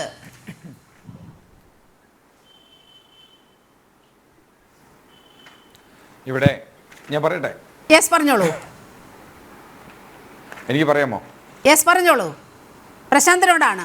ഇവിടെ വളരെ ആലങ്കാരികമായി കുറേ കാര്യങ്ങൾ പറയുകയുണ്ടായി. ഇവിടെ ഞാൻ 1-2 കാര്യങ്ങൾ പറയാം. ഇവിടെ IS-ലേക്ക് പോയ ആളുകളെ സംബന്ധിച്ച് പിണറായി വിജയൻ്റെ വാർത്താ സമ്മേളനം തന്നെ ഉണ്ടായിരുന്നു. ഇനിയിപ്പോൾ ആ ക്യാപ്സൂളുകൾ വന്നുകൊണ്ട് പിണറായി വിജയൻ അത്തരത്തിൽ പറഞ്ഞിട്ടില്ല എന്ന് പറഞ്ഞിരിക്കാം. പോട്ടെ, ഇവിടെ കശ്മീരിൽ ഇന്ത്യൻ പട്ടാളക്കാർക്കെതിരെ യുദ്ധം ചെയ്യുന്നതിന് വേണ്ടി പോയ തടയൻ്റെ വിട നസീർ താമസിച്ചത് പെരുമ്പാവൂരിലായിരുന്നു. അജ്മൽ കസബ് മുംബൈ ഭീകരാക്രമണത്തിൽ വളരെ മൃഗീയമായി 164 പേരെ കൊല ചെയ്യുന്നതിലെ പ്രധാന പങ്ക് വഹിച്ച അജ്മൽ കസബിന് വേണ്ടി മയ്യത്ത് നിസ്കാരം നടത്തിയത് ജഡ്ജി മുക്കിലെ പള്ളിയിലാണ് കേരളത്തിൽ. അപ്പൊ ഇത്തരത്തിൽ വളരെ ബാലിശത്തോടു കൂടി ഇത്തരത്തിൽ കേരളത്തിൽ ഇതൊന്നും നടക്കുന്നില്ല എന്നൊക്കെ പറഞ്ഞു പോയി കഴിഞ്ഞാൽ ഇവിടെ ഇതുപോലെ നടന്ന സംഭവങ്ങൾ കേരളത്തിൽ വാർത്തയായി വന്നിട്ടുള്ളതാണ്. പിന്നെ നേരത്തെ പറഞ്ഞു പോയി, കേരളത്തിലെ വലിയ രീതിയിൽ ആളുകൾ പ്രവാസികളായിട്ട് കഴിയുന്ന ആളുകളാണ് ലോകത്തെ എല്ലാവരും ഉണ്ടെന്ന് പറഞ്ഞു. അങ്ങനെ പോകുന്ന ആളുകൾക്ക് പെർമിറ്റും വിസ കാർഡും പാസ്പോർട്ടും എല്ലാ സംവിധാനങ്ങളും വെച്ചുകൊണ്ടാണ് പോകുന്നത്. ഇവിടെ കേരളത്തിനകത്തേക്ക് വരുന്ന അതിഥി തൊഴിലാളികൾ എന്ന് പറഞ്ഞ് വരുന്ന അപരിചിതരായ ആളുകളിലെ ബംഗ്ലാദേശികൾ ഉൾപ്പെടെയുള്ള ആളുകൾ നുഴഞ്ഞു കയറി വന്നിട്ടുണ്ട്. ഞാൻ കഴിഞ്ഞ ആദ്യത്തെ ടേണിൽ ഞാൻ പറഞ്ഞിരുന്നു, കഴിഞ്ഞ ആഴ്ച അങ്കമാലിയിൽ നിന്ന് 2 പേരെ അറസ്റ്റ് ചെയ്തിട്ടുണ്ട്. ഈ കഴിഞ്ഞ ജനുവരി 31-ാം തീയതി 27 ഇല്ലീഗൽ മൈഗ്രൻസിനെ അറസ്റ്റ് ചെയ്തിട്ടുണ്ട്. അപ്പൊ എന്ത് രേഖയാണ് കേരളത്തിനകത്ത് ഇത്തരത്തിൽ വരുന്ന ആളുകൾക്ക് വേണ്ടി ഇവർ ശേഖരിച്ചു വെക്കുന്നത്? അപ്പോൾ ഇത്തരത്തിൽ കേരളത്തിനകത്തേക്ക് പല രീതിയിലുള്ള ആളുകൾ, അത് നേരത്തെ പറഞ്ഞ രീതിയിലുള്ള ഭീകരവാദ പശ്ചാത്തലമുള്ള ആളുകൾ കേരളത്തിനകത്തേക്ക് വന്നിട്ടുണ്ട്. പെരുമ്പാവൂരിനകത്ത് ബംഗ്ലാദേശി കോളനി എന്ന് പറയുന്നൊരു സ്ഥലമുണ്ട്. ആ സ്ഥലത്തിനകത്ത് NIA-കാര് കയറി നിറങ്ങിക്കൊണ്ടിരിക്കുന്നുണ്ട് ഇപ്പോ. അപ്പൊ ഇത്തരത്തില് വലിയ രീതിയിൽ കേരളത്തിനകത്ത് നടക്കുന്ന ഇത്തരത്തിലുള്ള പ്രവർത്തനങ്ങളെ വളരെ ലഘൂകരിച്ച് കണ്ടുകൊണ്ട് ഒരു വോട്ട് ബാങ്ക് രാഷ്ട്രീയത്തെ മുന്നിൽ വെച്ചുകൊണ്ട് തന്നെയാണ് ഇത്തരത്തിൽ ഇവിടെ സംസാരിച്ചു കൊണ്ടിരിക്കുന്നത് CPM-ന്റെ പ്രതിനിധി. അപ്പോൾ ഇത്തരത്തിൽ വളരെ ലഘൂകരിച്ച് കാണേണ്ട വിഷയമല്ല ഇത്. അതിജാഗ്രതയോടുകൂടി തന്നെയാണ് ഈ വിഷയങ്ങളെ നേരിടേണ്ടതായിട്ടുള്ളത്. രാജ്യത്തിൻ്റെ അഖണ്ഡതയ്ക്ക് വെല്ലുവിളി ഉയർത്തുന്ന ഏത് തരത്തിലുള്ള ആളുകളാണെങ്കിലും അവർക്കെതിരെ ഭരണകൂടം ജാതി മത ഭേദമന്യേ അതിശക്തമായ രീതിയിൽ കേരളത്തിലെ സംസ്ഥാന സർക്കാർ നടപടി എടുത്തേ പറ്റൂ. യെസ്, അഡ്വക്കേറ്റ് BN ഹസ്കർ, അതാണ് കണക്ക്. ഈ എറണാകുളം ജില്ലയിൽ നിന്ന് മാത്രം 27-ലധികം ആളുകളെ, എനിക്ക് തോന്നുന്നു 30 സംതിങ് ആളുകളെ, ബംഗ്ലാദേശികളെ ഇവിടെ നിന്ന് പിടികൂടിയിട്ടുണ്ട്. അത് വ്യാജ മേൽവിലാസത്തിലായിരുന്നു, വ്യാജ ആധാർ കാർഡ് ഉപയോഗിച്ചിട്ടായിരുന്നു. അപ്പോൾ കൃത്യമായി പോലീസിലെ എല്ലാവരും പച്ചവെളിച്ചത്തിൻ്റെ ടീമല്ല. ഈ രാജ്യത്തോട് കൂറുള്ള ഒട്ടേറെ പോലീസ് ഉദ്യോഗസ്ഥർ നമ്മുടെ സംസ്ഥാനത്തുണ്ട്. അവരൊക്കെ നടത്തുന്ന പരിശോധനയിൽ ഇങ്ങനെയൊക്കെ ചിലതും കണ്ടുപിടിക്കുന്നുണ്ട്. അവരെ നാടുകടത്തുന്ന അല്ലെങ്കിൽ അവരെ തടവിൽ പാർപ്പിക്കുന്ന സംവിധാനത്തിലേക്കൊക്കെ ചിലയിടങ്ങളിലും എങ്കിലും അങ്ങനെയുള്ള കാര്യങ്ങളൊക്കെ നടക്കുന്നുണ്ട്.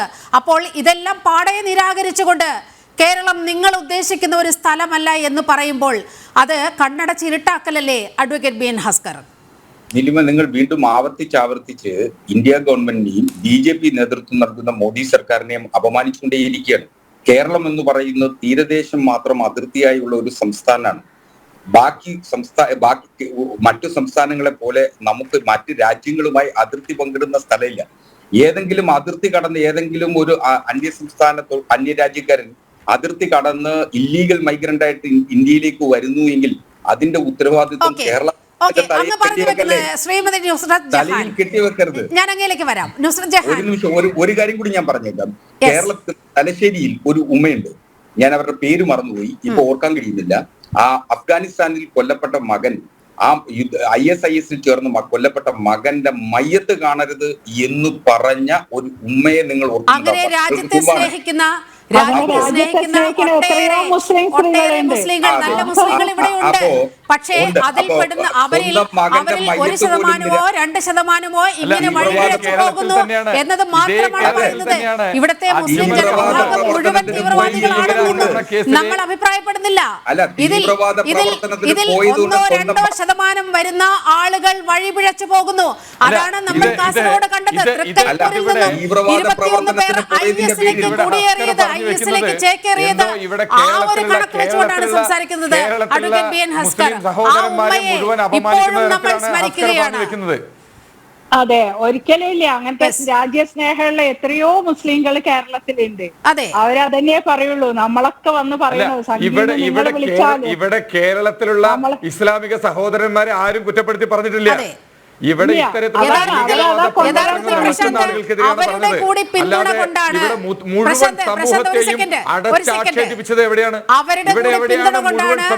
IS-ലേക്ക് റിക്രൂട്ട് ചെയ്ത വിവരം നാട്ടുകാരറിയുന്നത്, കേന്ദ്ര ഏജൻസികൾ അറിയുന്നത്.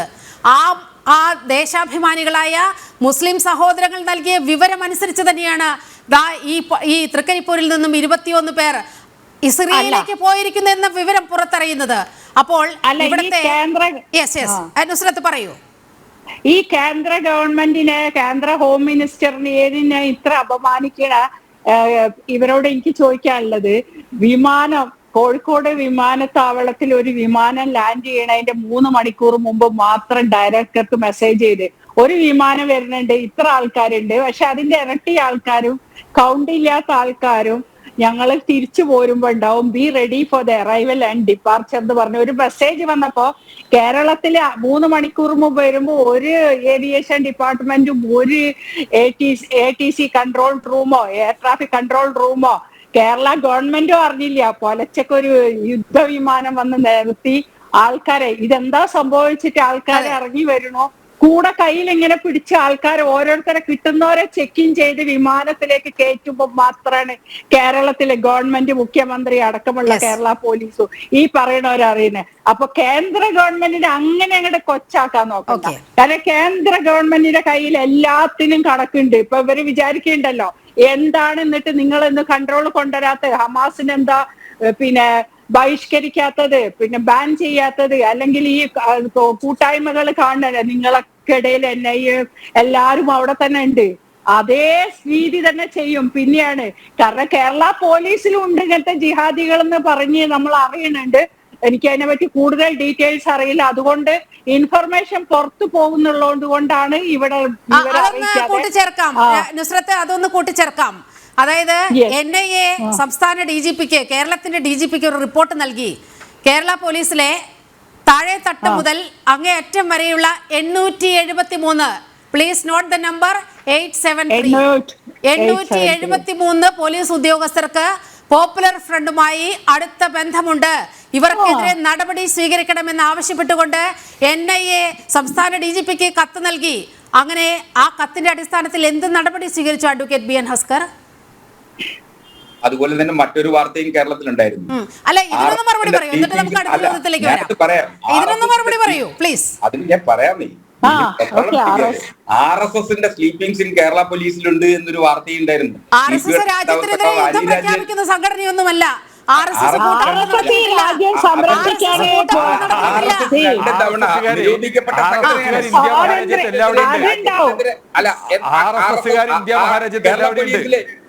സ്വാതന്ത്ര്യത്തിന് മുമ്പേ സ്വാതന്ത്ര്യം വാങ്ങാൻ നിങ്ങൾ പറയും സ്വാതന്ത്ര്യത്തിന് RSSന് 100 കൊല്ലം തെയ്യാൻ പോകുന്നല്ലേ? 100 കൊല്ലം തെയ്യാൻ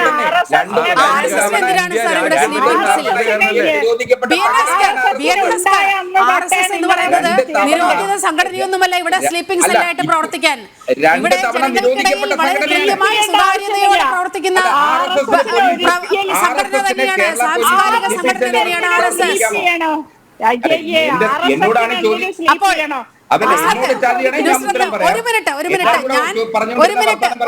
ഞാൻ അദ്ദേഹത്തോട് ചോദിച്ച ചോദ്യത്തിനൊന്ന് മറുപടി പറയട്ടെ. 873 പ്രശാന്ത്, ഹസ്കർജിയിൽ നിന്ന് ആ ഒരു മറുപടി നമുക്ക് കിട്ടണം. 873 പോലീസ് ഉദ്യോഗസ്ഥർക്കെതിരെ നടപടി വേണമെന്ന് ആവശ്യപ്പെട്ടുകൊണ്ട് NIA ഇവിടുത്തെ സംസ്ഥാന പോലീസ് മേധാവിക്ക് നൽകിയ കത്തിൽ എന്ത് നടപടി സ്വീകരിച്ചു? ആരെങ്കിലും സസ്പെൻഡ് ചെയ്യപ്പെട്ടോ? അവരൊക്കെ പലരും ഇപ്പോഴും സർവീസിൽ തുടരുകയല്ലേ? ഇതിലൊന്ന് ഞാൻ വർത്തമാനം പറയുമ്പോൾ ബാക്കിയുള്ളവരോട് വർത്തമാനം പറഞ്ഞ ഈ ചർച്ചയായില്ല. ദയവായി അദ്ദേഹത്തെ പറയാൻ അനുവദിക്കണം. എന്റെ ശീലം അതല്ല. അവരുടെ സമയത്ത് അവർക്ക് പറയാം, അവരുടെ ചർച്ചയുടെ സമയത്ത് അവർക്കത് പറയാം. എന്റെ ചർച്ചയുടെ സമയത്ത് ദയവ് ചെയ്ത് ഇടയ്ക്കിടരുത്, ഇടയ്ക്ക് കയറി ഇങ്ങനെ വർത്താനം പറയും. രണ്ടിലെ ഏറ്റവും അങ്ങ് ചോദിച്ച ചോദ്യം എന്ന് പറയുന്നത് 878 PDP ബന്ധമുള്ള ആളുകൾ ഉണ്ട് എന്ന് DGPക്ക് NIA റിപ്പോർട്ട് കൊടുത്തിട്ടുണ്ട് എങ്കിൽ അതിനെ സംബന്ധിച്ച് അന്വേഷണം നടത്തിയിട്ടുണ്ട്. ആ അന്വേഷണത്തെ തുടർന്ന് കേരള പോലീസ് ചെയ്യാൻ സാധ്യതയുള്ളത് അവരെ തന്ത്രപ്രധാനമായ പോലീസ് സ്ഥാനങ്ങളിൽ നിന്നും മാറ്റി നിർത്തുകയാണ്. അച്ചടക്ക നടപടി എടുത്തോ എന്നുള്ളതായിരിക്കും മറ്റൊരു ചോദ്യം. അച്ചടക്ക നടപടി എടുക്കുന്ന തരത്തിലുള്ള ഏതെങ്കിലും കുറ്റകൃത്യം അവരിൽ കണ്ടെത്താനായിട്ടില്ല എങ്കിൽ അവർക്കെതിരെ അച്ചടക്ക നടപടി എടുക്കാൻ കഴിയില്ല.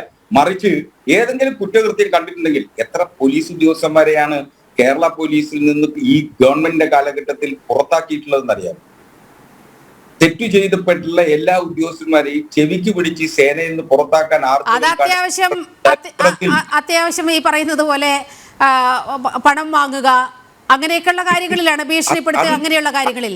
പക്ഷേ തീവ്രവാദവുമായി ബന്ധപ്പെട്ട് കേന്ദ്ര ഏജൻസികൾ നൽകിയ റിപ്പോർട്ടിന്റെ അടിസ്ഥാനത്തിലോ അത്തരത്തിലുള്ള ഒരാളെ പോലും പിണറായി സർക്കാരോ ഇതിനു മുൻപിരുന്നവരോ തൊട്ടിട്ടില്ല സർ.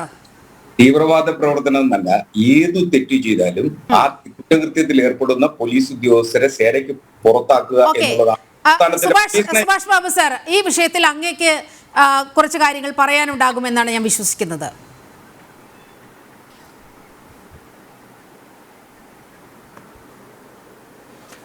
അല്ല, കേരളത്തിൽ സ്വഭാവ ദൂഷ്യം കാണിച്ച കുറേ പോലീസ് ഉദ്യോഗസ്ഥന്മാരെ ഈ ഗവൺമെന്റ് പുറത്താക്കിയിട്ടുണ്ട്. അത് ശരിയാണ്, അത് ശ്ലാഘനീയവുമാണ്. പക്ഷെ ഇവിടെ തീവ്രവാദം പ്രസ്ഥാനങ്ങൾ, അത് രാജ്യദ്രോഹപരമായ പ്രവർത്തനങ്ങൾ വരുന്ന അവസരത്തിൽ അവരെ സംരക്ഷിക്കാനുള്ള വ്യാപകമായ ശ്രമങ്ങൾ പല കോണുകളിൽ നിന്നുണ്ടാകുന്നു. അത് രാഷ്ട്രീയ പാർട്ടികളുണ്ട്, മറ്റ് ഇതര സംഘടനകളും മതസംഘടനകളൊക്കെ ഉണ്ടെന്നുള്ളത് നമുക്കൊക്കെ പരസ്യമായിട്ട് രഹസ്യമാണ്. എന്നെ സംബന്ധിച്ച് എനിക്കറിയാവുന്ന ഒരുപാട് സംഭവം ഉണ്ട്. അതൊന്നും പറയുന്നത് അഭികാമ്യമല്ല എന്നുള്ളത് കൊണ്ട് ഞാൻ പറയുന്നില്ല. കാരണം ഈ തീവ്രവാദത്തിന് ഏത് രീതിയിലാണ് കേരളത്തിൽ പിന്നെ ഭരണം നടത്തിയ വ്യക്തികൾ എങ്ങനെയൊക്കെ സഹായിച്ചിട്ടുണ്ട്, ഏതൊക്കെ കേസുകൾ, ഞാൻ അന്വേഷിച്ച കേസുകളിൽ ഉൾപ്പെടെ സഹായിച്ച ഒരുപാട് കാര്യങ്ങൾ എനിക്കുണ്ട്. അതൊന്നും ഞാൻ മുമ്പ് പറഞ്ഞിട്ടുണ്ട്, അത് വീണ്ടും ഞാൻ ആവർത്തിക്കാൻ ആഗ്രഹിക്കുന്നില്ല. അപ്പോൾ അതുകൊണ്ട് അങ്ങനെ പൂർണ്ണമായിട്ടും ഈ രാജ്യദ്രോഹ പ്രവർത്തനങ്ങൾ ചെയ്യുന്ന തീവ്രവാദ പ്രവർത്തനങ്ങളുടെ സ്വഭാവമുള്ള ആളുകളെ സംബന്ധിച്ച് അവരെ അനുകൂലം എന്ന് പറയാൻ പറ്റില്ലെങ്കിലും രഹസ്യമായിട്ടെങ്കിലും സഹായിക്കുന്ന ഒരു സംവിധാനം കേരളത്തിലുണ്ട്. അത് പോലീസിലെ നല്ലൊരു വിഭാഗം ഉദ്യോഗസ്ഥന്മാരുണ്ട്, ഇപ്പോഴും ഉണ്ട്.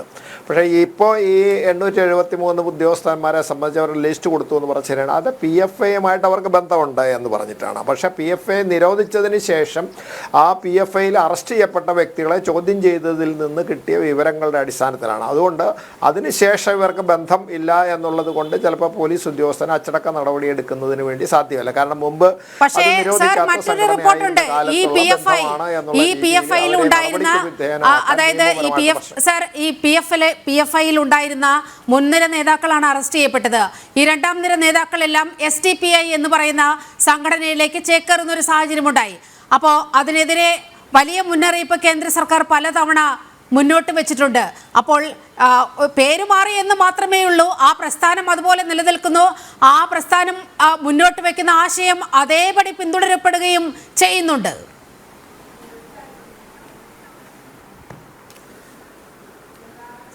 തീർച്ചയായിട്ടും. കാരണം നമ്മളിപ്പോൾ ആദ്യം തന്നെ അറിയാമല്ലോ, ഒരു ടൈഗർ സേന ഉണ്ടാക്കി, ഞാൻ പേര് പറയുന്നില്ല, ടൈഗർ സേന ആയിട്ട് ബന്ധപ്പെട്ടതിന് ശേഷം NDF ഉണ്ട്, നാദാപുരത്തുണ്ടായി, അത് പിന്നെ നാഷണൽ ആയി. അത് കഴിഞ്ഞ് അതൊക്കെ ഉണ്ടായി, അതൊക്കെ അറിയാം. ഞാനും അതൊക്കെ അവരുടെ കേസുകളൊക്കെ അന്വേഷിച്ചൊരു വ്യക്തിയാണ്, എനിക്കറിയാവുന്ന അവരുടെ സംഭവങ്ങളൊക്കെ. അപ്പോൾ അത് കഴിഞ്ഞതിന് ശേഷം പിന്നീട് NDF ഗ്രാജുവലായിട്ട് PFI ആയി മാറി. PFI ആയി മാറിയപ്പോൾ അത് വ്യാപകമായിട്ട് ദേശീയ തലത്തിൽ പ്രവർത്തിച്ചു. അത് കൂടുതലായിട്ട് തീവ്രവാദത്തിനെ മാത്രം പ്രോത്സാഹിപ്പിക്കുന്ന ഒരു സംഘടനയായിരുന്നു. അപ്പോൾ അത് വന്നതിന് ശേഷം അത് ഒരു അതിരുവിട്ട ലെവലിലേക്ക് എത്തി എന്നുള്ളത് ബോധ്യമായി. ചെയ്തതിന് ശേഷം അവരുടെ പേര് നടപടി വന്നു, അവരെ അറസ്റ്റ് ചെയ്തു. അതിനു മുമ്പ് അവരുമായിട്ട് പല ഉദ്യോഗസ്ഥന്മാർക്കും ബന്ധമുണ്ട്. അതേപോലെ തന്നെ ഇപ്പോൾ നമ്മൾ PFI ആയിട്ട് ബന്ധമുണ്ടായിരുന്നു എന്ന് പറയുന്ന പോലീസ് ഉദ്യോഗസ്ഥന്മാരുടെ തന്നെ RSSുമായിട്ട് ബന്ധമുള്ള ആളുടെ ലിസ്റ്റ് കൊടുത്തിട്ടുണ്ട്. പക്ഷേ അവരുടെ പേരിലൊന്നും എടുക്കാൻ പറ്റില്ല. കാരണം RSS നിരോധിച്ച സംഘടനയല്ലാത്തതുകൊണ്ട് പോലീസ് ഉദ്യോഗസ്ഥന്മാർക്ക് അവരുടെ പേര് നടപടിയെടുക്കാൻ അവർ ചെയ്ത പ്രവർത്തികൾ ഏതെങ്കിലും രഹസ്യാത്മക സ്വഭാവമുള്ള പോലീസ് ഉദ്യോഗസ്ഥരുടെ ഏതെങ്കിലും രഹസ്യാത്മക സ്വഭാവമുള്ള ഡിപ്പാർട്ട്മെൻറ്റിൻ്റെ കാര്യം ചോർത്തിക്കൊടുത്തു എന്നുള്ളത് തെളിഞ്ഞാൽ ഈ രണ്ടാളുകളുടെ അടുത്തും നടപടിയെടുക്കാം. പക്ഷേ അതിന് ഗവൺമെൻറ് രണ്ട് ഭാഗത്തും യാതൊരു ശ്രമവും ഇതുവരെ നടത്തിയിട്ടില്ല. അങ്ങനെ എന്തായാലും ഉണ്ടാകും എന്നുള്ളതിന് സംശയമില്ല. കാരണം നമുക്ക് അറിയാം ഏതുകൊണ്ടാണ് പോലീസിൻ്റെ നടപടികളൊക്കെ പുറത്തേക്ക് പോകുന്നത്. പോലീസ് ഡിപ്പാർട്ട്മെൻറ്റിൽ നിന്ന് തന്നെ ആയിരിക്കും, അല്ലാണ്ട് വേറെ എവിടെ നിന്ന് പുറത്തോട്ട് പോവില്ല. അപ്പോൾ അങ്ങനെയുള്ള സംവിധാനമാണ്. പിന്നെ അതുപോലെ തന്നെ പോലീസ് ഹെഡ്ക്വാർട്ടേഴ്സിൽ പല കടന്നു കൂടിയിട്ട് അവിടുത്തെ അതായത് അതിൻ്റെ സീക്രട്ട് ഡിപ്പാർട്ട്മെൻറ്റിൽ നിന്ന് പോലും രഹസ്യങ്ങൾ പുറത്തുപോയ സംഭവങ്ങളൊക്കെ ഉണ്ടായി. ആദ്യമൊക്കെ നടപടിയെടുത്തതിന് ശേഷം പിന്നെ 2 പേരെ പുറത്താക്കിയിട്ടുണ്ട്, ഇടുക്കിയിൽ നിന്നും അതുപോലെ തന്നെ ഹെഡ്ക്വാർട്ടേഴ്സിലുള്ള. പക്ഷെ അനുബന്ധമായിട്ട് ചെയ്ത കുറെ ആളുകൾ മുഖ്യമന്ത്രിയായിരിക്കുന്ന സമയത്താണ് എന്നാണ് എൻ്റെ ഒരു വിശ്വാസം. അപ്പം ഇനിയും അവരെ സംബന്ധിച്ചു അതെ, എല്ലാ ഗവൺമെൻറ്റും അതൊക്കെ ചെയ്തിട്ടുണ്ട്. ഞാൻ ഗവൺമെൻറ്റിനെ കുറ്റം പറയുന്നില്ല. ഗവൺമെൻറ്റിനെ സംബന്ധിച്ച് അവർ രാഷ്ട്രീയ താല്പര്യത്തിന് പലരും ചെയ്തിട്ടുണ്ട്. അപ്പം നമുക്കത് എനിക്കൊക്കെ തന്നെ ഹൃദയവേദന ഉണ്ടാക്കിയ ഒരുപാട് പ്രശ്നങ്ങൾ എൻ്റെ മനസ്സിൽ തന്നെ, എൻ്റെ കയ്യിൽ തന്നെ ഉണ്ട്. പക്ഷെ അതുകൊണ്ട് അങ്ങനെയുള്ള പ്രവർത്തനങ്ങൾ ഇവരെ ഒരു തലോടലിൻ്റെ ഭാഗം, അതായത് ഒരു സഹോദര ബുദ്ധിയ തലോടി അവരെ സംബന്ധിച്ചിടത്തോളം അനാവശ്യമായി അവരെ ബുദ്ധിമുട്ടിക്കേണ്ട, അങ്ങനെ ചെയ്യരുത് എന്നുള്ള ഒരു കാഴ്ചപ്പാടിലൂടെയാണ് ഈ തീവ്രവാദം ഇത്ര മൃഗീയമായി വളരാൻ കാരണം.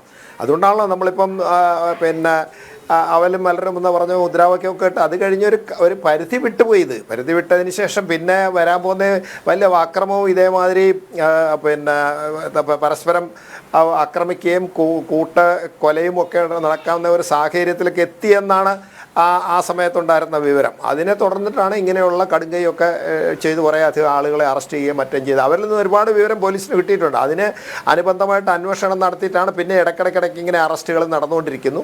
അങ്ങനെ നടത്തിക്കൊണ്ടിരിക്കുമ്പോൾ പ്രവർത്തനത്തിന് കുറച്ച് മാന്ദ്യം സംഭവിച്ചിട്ടുണ്ട്. പ്രവർത്തനം ഇപ്പോഴും ഉണ്ട്, എനിക്കറിയാം, പണ്ടും ചെയ്തിരുന്ന ആളുകളൊക്കെ അവർ ചെയ്യുന്നുണ്ട്. അവരുടെയൊക്കെ പ്രവർത്തനം എന്ന് പറയുന്നത് വളരെ രസകരമായ കാര്യമാണ്. അവരേത് പാർട്ടിയിലും പ്രവർത്തിച്ചാലും അവരുടെ കൂറ് മുഴുവൻ അവരുടെ കാഴ്ചപ്പാടിൽ അവരെ സംബന്ധിച്ചിടത്തോളം അവരേത് പാർട്ടിയുടെ പ്രവർത്തകരായിട്ട് നിന്ന് കഴിഞ്ഞാലും അവരെ സംബന്ധിച്ചിടത്തോളം പൂർണ്ണമായിട്ട് അതിൻ്റെ ഭാഗമാണെന്ന് വരുത്തി തീർക്കുകയും അവരുടെ അടിസ്ഥാനപരമായ കൂറ് സംഘടനയുടെ അല്ലെങ്കിൽ ഈ തീവ്രവാദ പ്രസ്ഥാനങ്ങളിൽ ആയിരിക്കണം എന്ന് മാത്രമേ അവർക്കുള്ളൂ. അവർക്ക് എങ്ങനെ ഏത് ബ്യൂറോക്രസിയിലായാലും രാഷ്ട്രീയ സംഘടനകളുടെ കാര്യത്തിലായാലും കേരളം ഇന്ന് അഭിമുഖീകരിക്കുന്ന ഏറ്റവും വലിയൊരു ദുരന്തം അതുതന്നെയാണ്. പ്രശാന്ത് ശിവനിലേക്കാണ്. പ്രശാന്ത്, ഇപ്പോൾ നമ്മൾ പറഞ്ഞു വെച്ച വിഷയം, ഈ വിസ്ഡത്തിന്റെ ലേബലിൽ നടക്കുന്ന ഈ കൂട്ടായ്മകൾക്ക് ഫണ്ട് നൽകുന്നതാരാണ്? ഇതിൽ ആരൊക്കെയാണ് ഈ കൂട്ടായ്മകളിൽ പങ്കാളികളാകുന്നത്? ഇവർക്ക് ഈ കൂട്ടായ്മകളിൽ നിന്ന് കിട്ടുന്ന സന്ദേശം എന്താണ്? ഇതിനൊക്കെ വളരെ കൃത്യമായ ഒരു അന്വേഷണം നടക്കേണ്ടതല്ലേ?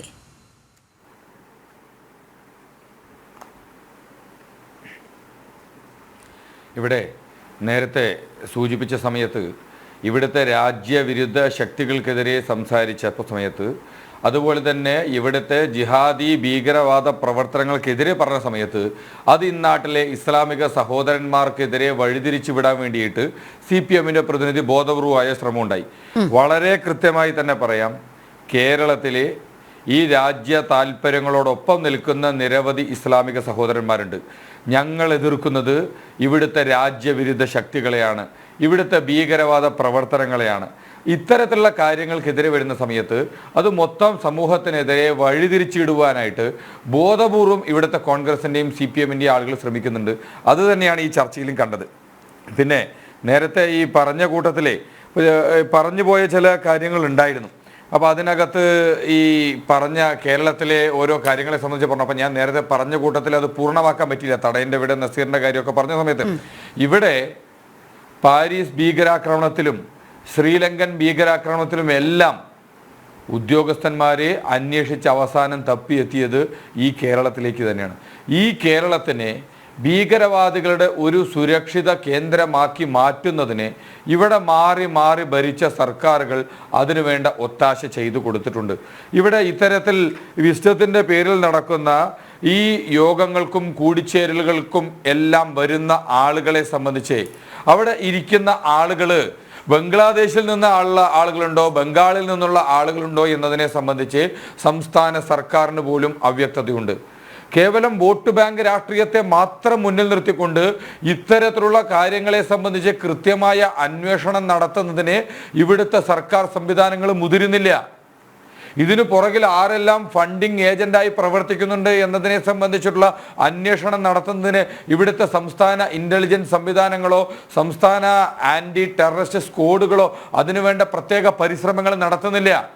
അപ്പോൾ ഇതിനെതിരെ സംസാരിക്കുന്ന സമയത്ത് ഇത് മൊത്തം ഇവിടെയുള്ള ഒരു വിഭാഗത്തെ കുറ്റപ്പെടുത്തുന്നു എന്ന തരത്തിലേക്ക് ഇവർ മാറുന്നുണ്ട്. അപ്പോൾ അത്തരത്തിലുള്ള ഒരു പ്രവണത ശരിയല്ല. ഇത്തരത്തിലുള്ള കൂടിച്ചേരലുകൾ എല്ലാം നടക്കുന്ന സമയത്ത് അതിനകത്ത് വരുന്ന ആളുകൾ അവരുടെ ഉദ്ദേശശുദ്ധി എന്താണ് എന്നതിനെ സംബന്ധിച്ച് ബോധ്യപ്പെടേണ്ടിയിരിക്കുന്നു. ഇവിടെ ഈ കേരളത്തിലെ വാഗമണിലെ സിമി ക്യാമ്പും നിരവധി ഉദാഹരണങ്ങൾ നമ്മുടെ മുൻപിലുണ്ട്. ഇത്തരത്തിലുള്ള കൂടിച്ചേരലുകൾ രാജ്യവിരുദ്ധ ശക്തികൾക്ക് വിളനിലമായി മാറിയിട്ടുണ്ട് എന്നത് നിരവധി ഉദാഹരണങ്ങൾ കേരളത്തിൽ ഉണ്ടായിട്ടുണ്ട്. അപ്പൊ അതിനെതിരെയാണ് ഇവിടെ ഇത്തരത്തിലുള്ളൊരു ചർച്ച നടക്കുന്നത്. അപ്പൊ ഇത്തരത്തിൽ ചർച്ച നടത്തുന്ന ചാനലിനെതിരെയും ചർച്ചയിൽ വന്ന് ഇത്തരത്തിലുള്ള അഭിപ്രായ പ്രകടനങ്ങൾ പറയുന്ന ആളുകൾ മൊത്തത്തിലൊരു ഇസ്ലാമോഫോബിയാക്കി മാറ്റുന്നത് ഇത് ബോധപൂർവമാണ്. അപ്പോൾ ഇവിടെ ഇത്തരത്തിൽ നടത്തുന്ന ആളുകളുടെ ഫണ്ടിങ് എവിടെ നിന്നാണ്? പോപ്പുലർ ഫണ്ടിന്റെ ഫണ്ടിങ്ങുമായി ബന്ധപ്പെട്ട് SGPI ഓഫീസുകളിൽ ഈ കഴിഞ്ഞ ദിവസമാണ് കേന്ദ്ര അന്വേഷണ ഏജൻസികൾ അന്വേഷണം നടത്തിയിട്ടുള്ളത്. അപ്പോൾ ഇത്തരത്തിൽ സംസ്ഥാന സർക്കാർ ഇത്തരത്തിൽ നടക്കുന്ന കൂടിച്ചേരലുകൾക്കെതിരെ അതിശക്തമായ അന്വേഷണം നടക്കേണ്ടിയിരിക്കുന്നു. ഇവിടെ MEC7 കൂട്ടായ്മയ്ക്കെതിരെ ഏറ്റവും ആദ്യം ശബ്ദമുയർത്തിയത് CPM-ന്റെ പ്രതിനിധികൾ തന്നെയായിരുന്നു. പിന്നീട് അവര് അതിനെതിരെയുള്ള നിലപാട് തൊണ്ട തൊടാതെ വിഴുങ്ങുകയാണ് ചെയ്തത്. അതിനെതിരെയുള്ള നിലപാടുകൾ മാറ്റി.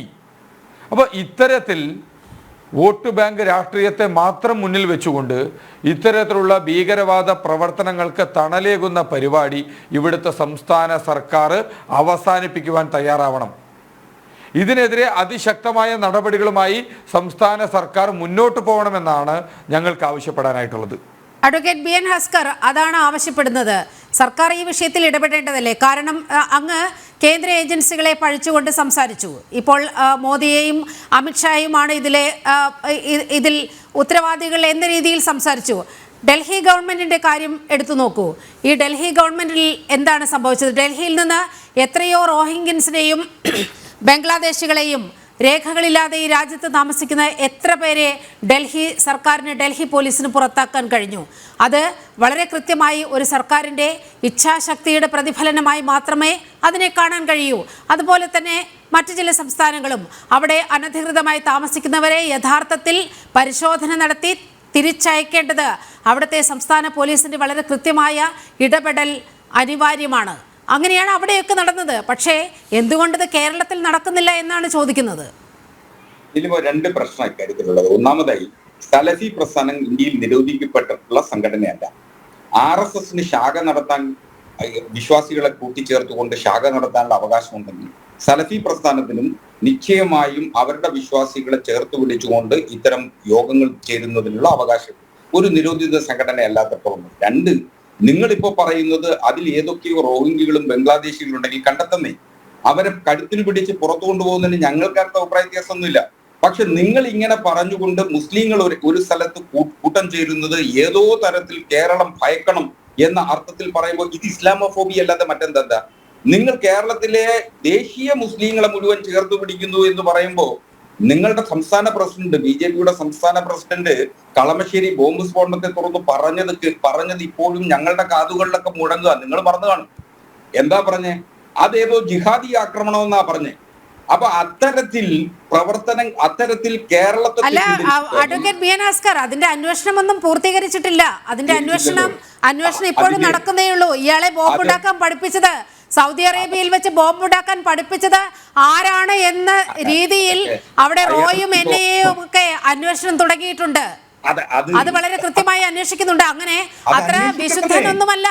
അയാളുടെ പുറകിൽ ആരാണ് എന്നുള്ളത് ഇതുവരെ കണ്ടെത്തിയിട്ടുമില്ല.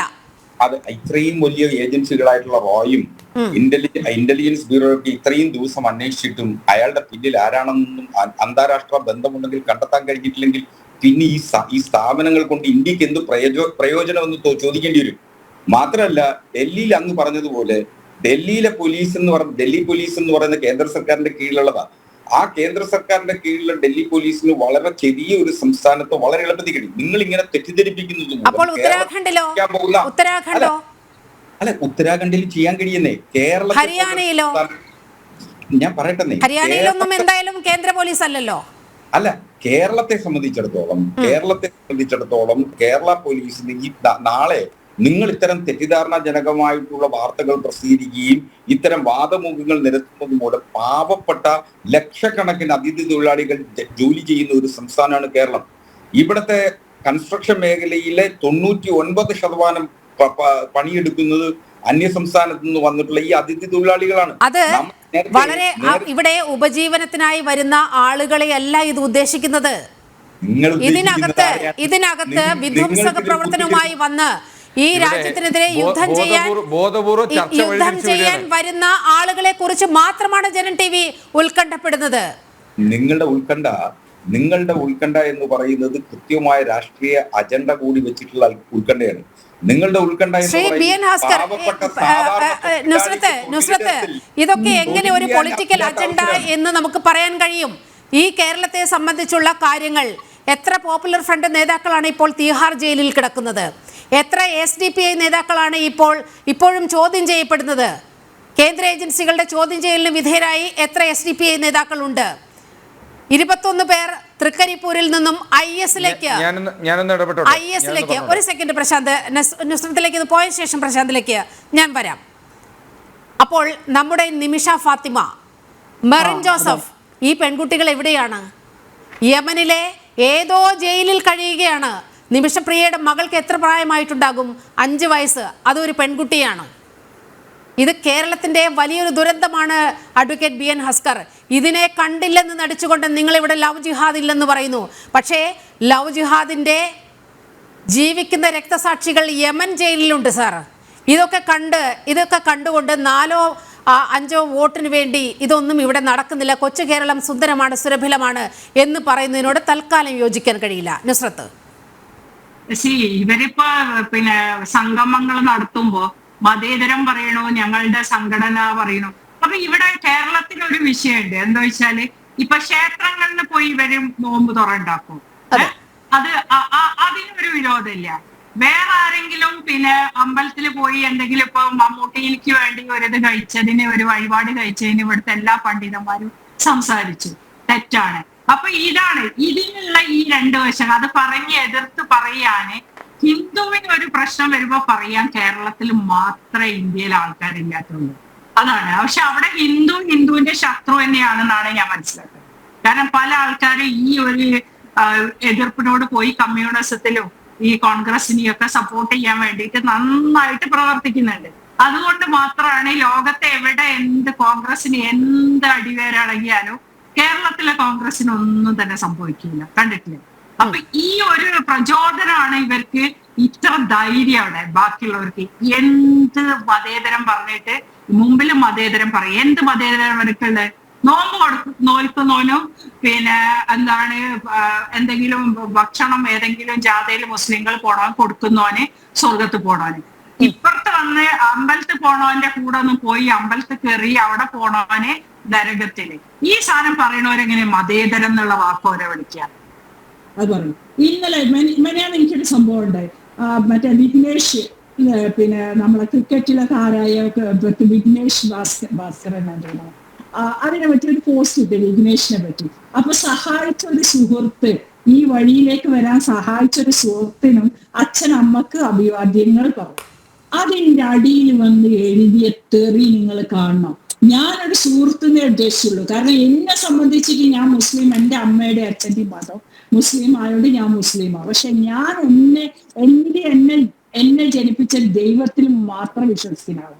അപ്പൊ അതിൽ വരുന്ന സത്യത്തിലുള്ള ഏത് ആരാണോ പറയുന്നത്, അതിന് മതത്തിനോട് ഞാൻ ഒരു കടപ്പാടും എനിക്കില്ല. കാരണം മതം മനുഷ്യനുണ്ടാക്കിയാന്ന് മാത്രം പച്ചയായുണ്ട്. കാരണം ഇവരൊക്കെ പറയണ്ടല്ലോ സ്വർഗത്ത് പോവാനും മറ്റേതെന്ന്. എനിക്ക് ചോദിക്കാനുള്ള ഒരു സിമ്പിൾ ചോദ്യം ഇവരൊക്കെ ആലോചിക്കേണ്ട. ഇതൊക്കെ ഉണ്ടാക്കുമ്പോ മനുഷ്യൻ തെറ്റിലേക്ക് പോവാണ്ടിരിക്കാനും ഇങ്ങനെ വർഗീയത ഇതാക്കിയിട്ട് ഇന്ത്യനെ ഒരു മാതൃരാജ്യത്തെ തകർക്കാൻ വേണ്ടി പണം ഒഴുക്കുന്ന ഈ ജിഹാദി തന്നെ. ജിഹാദി ഇല്ല എന്ന് ആരാ പറയാ? ആദ്യമൊക്കെ വേണ്ടി ഒരൊറ്റ വെള്ളിയാഴ്ച കൊണ്ട് കോടികൾ പിരിഞ്ഞ കേരള. നിങ്ങളൊരു അസുഖമുള്ള ഒരുത്തന് വേണ്ടിയിട്ട് പോയിട്ട് ഒരു പൈസ വയ്ക്കി. എന്തിനു വേണ്ടി? പ്രേമിച്ചോണ്ട് കൂടെ പോവാൻ വേണ്ടിയിട്ട്. ഇതൊക്കെ നമുക്ക് കാണിച്ചു തന്നിട്ട് തന്നെയാ നമ്മൾ ജിഹാദികൾ ഉണ്ട് പറയണത്. സിനിമയൊന്നും വരണ്ട, അല്ലാതെ എത്ര ഉണ്ട് ഇപ്പൊ കഴിഞ്ഞ ദിവസങ്ങളിൽ എത്രയോ കാര്യങ്ങൾ നമ്മൾ കണ്ട്. എന്തുകൊണ്ട് കേരളത്തിൽ തന്നെ വന്ന് ഈ ആൾക്കാർ ബോംബിടുന്ന ഇതാക്കണേ? ട്രെയിനില് പെട്രോൾ കൊണ്ട് ഇവിടുന്ന് ഡൽഹിയിൽ നിന്ന് കയറി വന്ന് ഒരുത്തൻ പെട്രോൾ കൊണ്ട് എലത്തൂരിൽ നിന്ന് പെട്രോൾ ഒഴിച്ച് കത്തി. അവൻ ആരും ഈ റൂട്ടൊക്കെ പറഞ്ഞു കൊടുത്തു. അവൻ ഒരു ദിവസം മുഴുവനും കണ്ണൂര് താമസിച്ചിട്ട് അവൻ അടുത്ത ട്രെയിൻ കയറി. ആരവന് അഭയം കൊടുത്ത്? ആരവന് ഭക്ഷണം കൊടുത്ത്? ഇവിടെ ഈ സ്ഥലത്തുള്ള ആൾക്ക് അവിടുത്തെ എല്ലാ റൂട്ടുകളും തന്നെ. അപ്പൊ ഇതിനെല്ലാം കൊട പിടിക്കാൻ വേണ്ടിയിട്ട് അവിടെ ആൾക്കാരുണ്ട്. അവരെ സപ്പോർട്ട് ചെയ്യാൻ എല്ലാ നിയമത്തിലേക്കും സ്വകാര്യമായി ആൾക്കാർ ഇതിൽ പ്രവർത്തിക്കുന്നുണ്ട്. അവര് ശക്തി പ്രാപിച്ചു കഴിഞ്ഞു. പിന്നെ ഈ വിസ്റ്റം ഇപ്പൊ അവര് പറഞ്ഞല്ലേ ഇവര് ഇത്രയും വിസ്റ്റൻകാർ ഒന്നും ചെയ്യൂല അങ്ങനെ. ഇതൊക്കെ ഈ വഹാബി ജമാഅത്ത് ഹമാസ് എന്നൊക്കെ പറയണത് ഒരു നാണയത്തിന്റെ ഇരുവശങ്ങളാണ്. ഓരോ രാജ്യങ്ങൾക്ക് വരുമ്പോ ഓരോ പേരുകളാ. അവരുടെ അവസാനം ഇതെന്ന് പറയുന്നത് അവർക്ക് ഇവിടെ ഒരു ലഹള ഉണ്ടാക്കുക കേരളത്തിൽ. അതിൽ ഒരു സംശയം വേണ്ട. 1921 ഇത് തന്നെ സംഭവിച്ചത്. എന്റെ മേക്കത്ത് കയറാൻ വരും. അത് ഞാൻ തീരെ ബോധേഡല്ല. കാരണം എന്റെ ഗ്രേറ്റ് ഗ്രാൻഡ് മദർ, എന്റെ ഉമ്മാടെ ഉമ്മാനെ ഞാൻ കണ്ടിട്ടുണ്ട്. ചെറുപ്പത്തിൽ കഥ പറയുമായിരുന്നു. ആ കാലത്ത് അവരൊരു വളർന്നു വരുന്ന പ്രായത്തായിരുന്നു അത്ര 921 തുടങ്ങിയത്. ആ തുടങ്ങിയ സമയത്ത് ഇവരെല്ലാം അട്ടത്ത് കയറ്റി ഒളിപ്പിച്ച അവസരങ്ങൾ ഉണ്ടായ കഥയൊക്കെ പറയും. അപ്പൊ അതിൽ പറയുന്നുണ്ട് അവിടെ ഉണ്ടായിരുന്ന അവിടെ പണിയെടുക്കാൻ വരില്ല പാടത്ത് പണിയെടുക്കാൻ വരുന്ന ഒരു വേലുവോ അവരെ ഭാര്യ അയാളെ കയ്യും കെട്ടി കൊണ്ടുവന്ന ഇവരെ ആ പറയുമ്പോ അറിയും ഓനെ കൊണ്ടുവന്ന ഇതിന്റെ മുറ്റത്തൂടെ ആ കിണർ അവിടെ ഒരു കിണറുണ്ട് ഞങ്ങളെ അപ്പൊ ആ കിണർ കൊണ്ടുപോയി ആ ചരിത്രത്തിലേക്ക് കൂടി നമ്മളൊന്ന് പോകേണ്ടതുണ്ട് നുസ്രത്ത്. ചെറിയൊരിടവേള അവിടെയാണ് നമ്മൾ ഭയക്കേണ്ടത്. കേരളം ഭയക്കണം എന്ന് പറയുന്നത് അങ്ങ് 1921 ഓർമ്മകൾ കൂടി കൂട്ടുവെച്ചുകൊണ്ടാണ് നമ്മൾ ഈ വർത്തമാനകാല സാഹചര്യത്തിൽ കേരളം ഭയക്കണം എന്ന അടിക്കുറിപ്പ് ജനം മുന്നോട്ട് വെക്കുന്നത്. BJP പ്രതിനിധി പ്രശാന്ത് ശിവനിലേക്കാണ് പോകുന്നത്. അതിനു മുൻപ് പ്രശാന്ത്, നമ്മുടെ മുന്നിൽ 1921 എന്ന് പറയുന്ന ചോരയിൽ മുക്കിക്കൊള്ളുന്ന ആ നാളുകളുണ്ട്. ആ നാളുകളെക്കുറിച്ച് നമ്മുടെ ഇന്ത്യയിലെ പ്രഗത്ഭരായ വ്യക്തിത്വങ്ങൾ പറഞ്ഞ ഓരോ വരി കോട്ട് ചെയ്ത ശേഷം ഞാൻ അങ്ങയിലേക്ക് എത്താം. അതായത് ഡോക്ടർ അംബേദ്കർ പറയുന്നത് മലബാറിലെ ഹിന്ദുക്കളുടെ മേൽ മാപ്പിളമാർ നടത്തിയ ചോര മരവിപ്പിക്കുന്ന അക്രമങ്ങൾ അവർണ്ണനീയങ്ങളായിരുന്നു. അംബേദ്കറാണ് പറഞ്ഞു വെച്ചത്. ഇതെല്ലാം ചരിത്രത്തിൻ്റെ താളുകളിലുണ്ട്. Doctor BN Bhaskar. രണ്ടാമത് ഡോക്ടർ ആനി ബസന്റ് പറഞ്ഞതാണ് ഇസ്ലാമിക ഭരണകൂടം എന്തെന്ന് മലബാർ നമ്മെ പഠിപ്പിച്ചു. ഖിലാഫത്ത് രാജ് ഇനിയും ആവർത്തിച്ചു കാണാൻ നാം ആഗ്രഹിക്കുന്നില്ല. രവീന്ദ്രനാഥ് ടാഗോർ പറഞ്ഞത് മലബാറിലെ മാപ്പിള ലഹള കഴിഞ്ഞയുടനെ ഞാൻ അവിടെ പോയിരുന്നു. 10 ലക്ഷം മുഹമ്മദീയരെ 40 ലക്ഷം ഹിന്ദുക്കൾ ഭയപ്പെട്ടിരുന്ന ആ കാഴ്ച ഞാനന്ന് അവിടെ എൻ്റെ കണ്ണുകൾ കൊണ്ട് കണ്ടു. രവീന്ദ്രനാഥ് ടാഗോർ പറഞ്ഞതാണ്. അതാണ് പ്രശാന്ത് ശിവൻ ഇവിടെ ആവർത്തിക്കാൻ പോകുന്ന വലിയൊരു അപകടം. അതിന് മുന്നറിയിപ്പാണ് നമ്മൾ തുറന്നു കാട്ടുന്നത്. അന്ന് 10 ലക്ഷം മുഹമ്മദീയരെ 40 ലക്ഷം ഹൈന്ദവർ ഭയപ്പെട്ടിരുന്നുവെങ്കിൽ ഇന്ന് എന്താണ് അവസ്ഥ?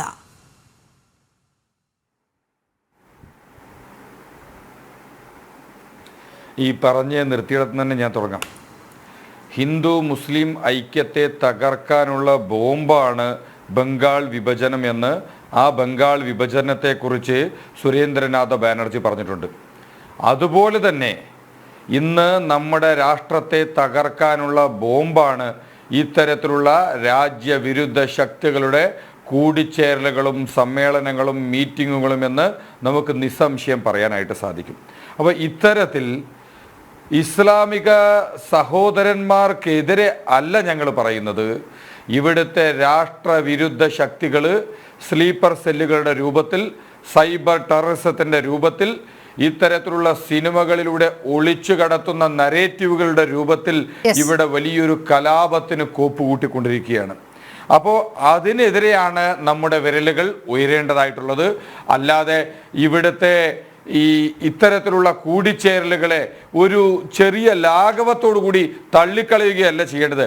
ഇനിയെങ്കിലും CPM-ൻ്റെയും കോൺഗ്രസിൻ്റെയും ചിന്താധാരകൾ ഈ രാജ്യം നാഷൻ ഫസ്റ്റ് എന്ന തരത്തിലേക്ക് മാറണം. ഇവിടുത്തെ വോട്ട് ബാങ്ക് പൊളിറ്റിക്സിനെ മാറ്റിവെച്ചുകൊണ്ട് ഇവർക്ക് കേവലം 4 വോട്ടിന് വേണ്ടിയിട്ട് ഇവിടെ നടക്കുന്ന രാജ്യവിരുദ്ധ പ്രവർത്തനങ്ങൾക്ക് നേരെ കണ്ണടച്ചുകൊണ്ട് യാതൊരുവിധ തരത്തിലുള്ള പ്രയോജനവുമില്ല. ഇവിടെ സെൻട്രൽ ഇന്റലിജൻസ് ഇതിനു വേണ്ടി എന്ത് ചെയ്തു എന്ന് ചോദിക്കുന്ന സമയത്ത് ഇതേ പിണറായി വിജയന്റെ മൂക്കിന്റെ തുമ്പിൽ നിന്നുകൊണ്ടാണ് പോപ്പുലർ ഫ്രണ്ട് ഭീകരവാദികളായ ആളുകളെ ദേശീയ അന്വേഷണ ഏജൻസികൾ കേരളത്തിൽ വന്ന് പൊക്കിയെടുത്ത് കൊണ്ടുപോയിട്ടുള്ളത്. ഇവിടെ കേരളത്തിൽ തുടർച്ചയായി പെരുമ്പാവൂർ ഉൾപ്പെടെയുള്ള മേഖലകളിലെ ദേശീയ അന്വേഷണ ഏജൻസികൾ ബംഗ്ലാദേശ് കോളനി പോലുള്ള സ്ഥലങ്ങളിൽ കയറി ഇറങ്ങിക്കൊണ്ട് തുടർച്ചയായ പരിശോധന നടത്തുന്നത് കേരളത്തിലെ ആഭ്യന്തര വകുപ്പിന്റെ പരാജയം തന്നെയാണ്. ഇവിടെ കേരളത്തിനകത്ത് നടത്തുന്ന ഇത്തരത്തിലുള്ള ഭീകരവാദ പ്രവർത്തനങ്ങൾക്കെതിരെ നടപടിയെടുക്കേണ്ടത് കേരള പോലീസ് തന്നെയാണ്. അല്ലാതെ ഇതിനെതിരെ മോദിയുടെയും അമിത്ഷായുടെയും പോലീസ് കേന്ദ്രസേന എന്ത് ചെയ്തു എന്ന് ചോദിച്ചുകൊണ്ട് ഇത്തരത്തിലുള്ള ചോദ്യങ്ങൾ ഉയർത്തുന്നതിന് യാതൊരുവിധ പ്രസക്തിയുമില്ല. ഇവിടുത്തെ ആഭ്യന്തര വകുപ്പ് എന്താ മരവാഴയാണോ? അപ്പൊ ഇത്തരത്തിൽ കേരളത്തിനകത്ത് നടക്കുന്ന ഭീകരവാദ പ്രവർത്തനങ്ങൾക്കെതിരെ ഇവിടെ രാഷ്ട്രീയ ഭേദമന്യേ വിരലുകൾ ഉയരേണ്ട സമയം അതിക്രമിച്ചിരിക്കുകയാണ്. അതിനെതിരെയാണ് ശബ്ദം ഉയർത്തേണ്ടത്. ഇത്തരത്തിലുള്ള ചർച്ചകൾ ജനാധിപത്യപരമായ രീതിയിൽ വലിയ രീതിയിൽ തന്നെ കേരളത്തിൽ നടക്കേണ്ടിയിരിക്കുന്നു. Okay, advocate B N Haskar, കഴിഞ്ഞ ഈ പശ്ചിമ ബംഗാളുമായി ബന്ധപ്പെട്ടൊക്കെ ഈ നിയമസഭാ തെരഞ്ഞെടുപ്പ് നടന്ന സമയത്ത് നമ്മുടെ പെരുമ്പാവൂരിൽ നിന്നുള്ള ഒരു ചെറിയ സംഭവം ഞാൻ അങ്ങയുടെ ശ്രദ്ധയിലേക്ക് കൊണ്ടുവരികയാണ്. പെരുമ്പാവൂരിൽ നിന്നും അന്യദേശ തൊഴിലാളികൾ വോട്ട് ചെയ്യാനായി ഇവിടെ നിന്നും പറഞ്ഞയക്കുന്നത് 750 ലക്ഷറി ബസ്സുകളിലാണ്. ഇവർ തിരികെ വരാൻ കഴിയാതെ ബോർഡറിൽ കിടക്കുന്നൊരു സമയത്താണ് ഇങ്ങനെയൊരു സംഭവം നടന്നതായി കേന്ദ്ര ഇന്റലിജൻസ് ഏജൻസികൾക്ക് അറിയുന്നത്. 750 ലക്ഷറി ബസ്സുകളിൽ ഈ പശ്ചിമ ബംഗാളിലേക്കും അസമിലേക്കുമൊക്കെ തെരഞ്ഞെടുപ്പ് നടക്കുന്ന സമയത്ത് അവരെ ആനയിച്ചു കൊണ്ടുപോയത് ആരാണ്? ഒരു കൃത്യമായ ഒരു സംഘടനയാണ് ഇത്ര രീതിയിൽ വലിയ ആസൂത്രണത്തോടെ ജനാധിപത്യ പ്രക്രിയയിൽ പങ്കാളികളാകാൻ ഇവരെ അങ്ങോട്ട് ആനയിക്കുന്നത്. അതിന്റെ പൊളിറ്റിക്സ് വളരെ കൃത്യമായി അങ്ങേക്ക് മനസ്സിലാകുമല്ലോ. നിലിമ, കേരളത്തിൽ വളരെ ചുരുക്കി, കാരണം 54 നമുക്ക് അവസാനിപ്പിക്കണം. 4 മിനിറ്റേ ഉള്ളൂ, ബാക്കി 2 അതിഥികളിലേക്ക് കൂടി പോകണം. ശരി, ഞാൻ ഈ കേരളത്തിൽ ജോലി ചെയ്യുന്ന അതിഥി തൊഴിലാളികളുടെ വരുമാനത്തെ കുറിച്ച് അങ്ങേക്ക് അറിയാത്തതുകൊണ്ടാണ്. ഒരു വർഷം ഇവിടെ ജോലി ചെയ്തതിന് ശേഷം കേരളത്തിൽ നിന്ന് വിമാനമാർഗം തിരിച്ച് സ്വന്തം നാട്ടിലേക്ക് പോകുന്ന അതിഥി തൊഴിലാളികളുള്ള സംസ്ഥാനമാണ് കേരളം. വളരെ സുഭിക്ഷമായി ജീവിക്കുകയും സുഭിക്ഷമായി സമ്പാദിക്കുകയും അതിനുശേഷം വിമാനത്തിൽ വലിയ ജനാധിപത്യ ബോധമാണ്, വലിയ ജനാധിപത്യ ബോധവുമുണ്ട്. അതുകൊണ്ടാണല്ലോ കണക്കാക്കിയൊക്കെ.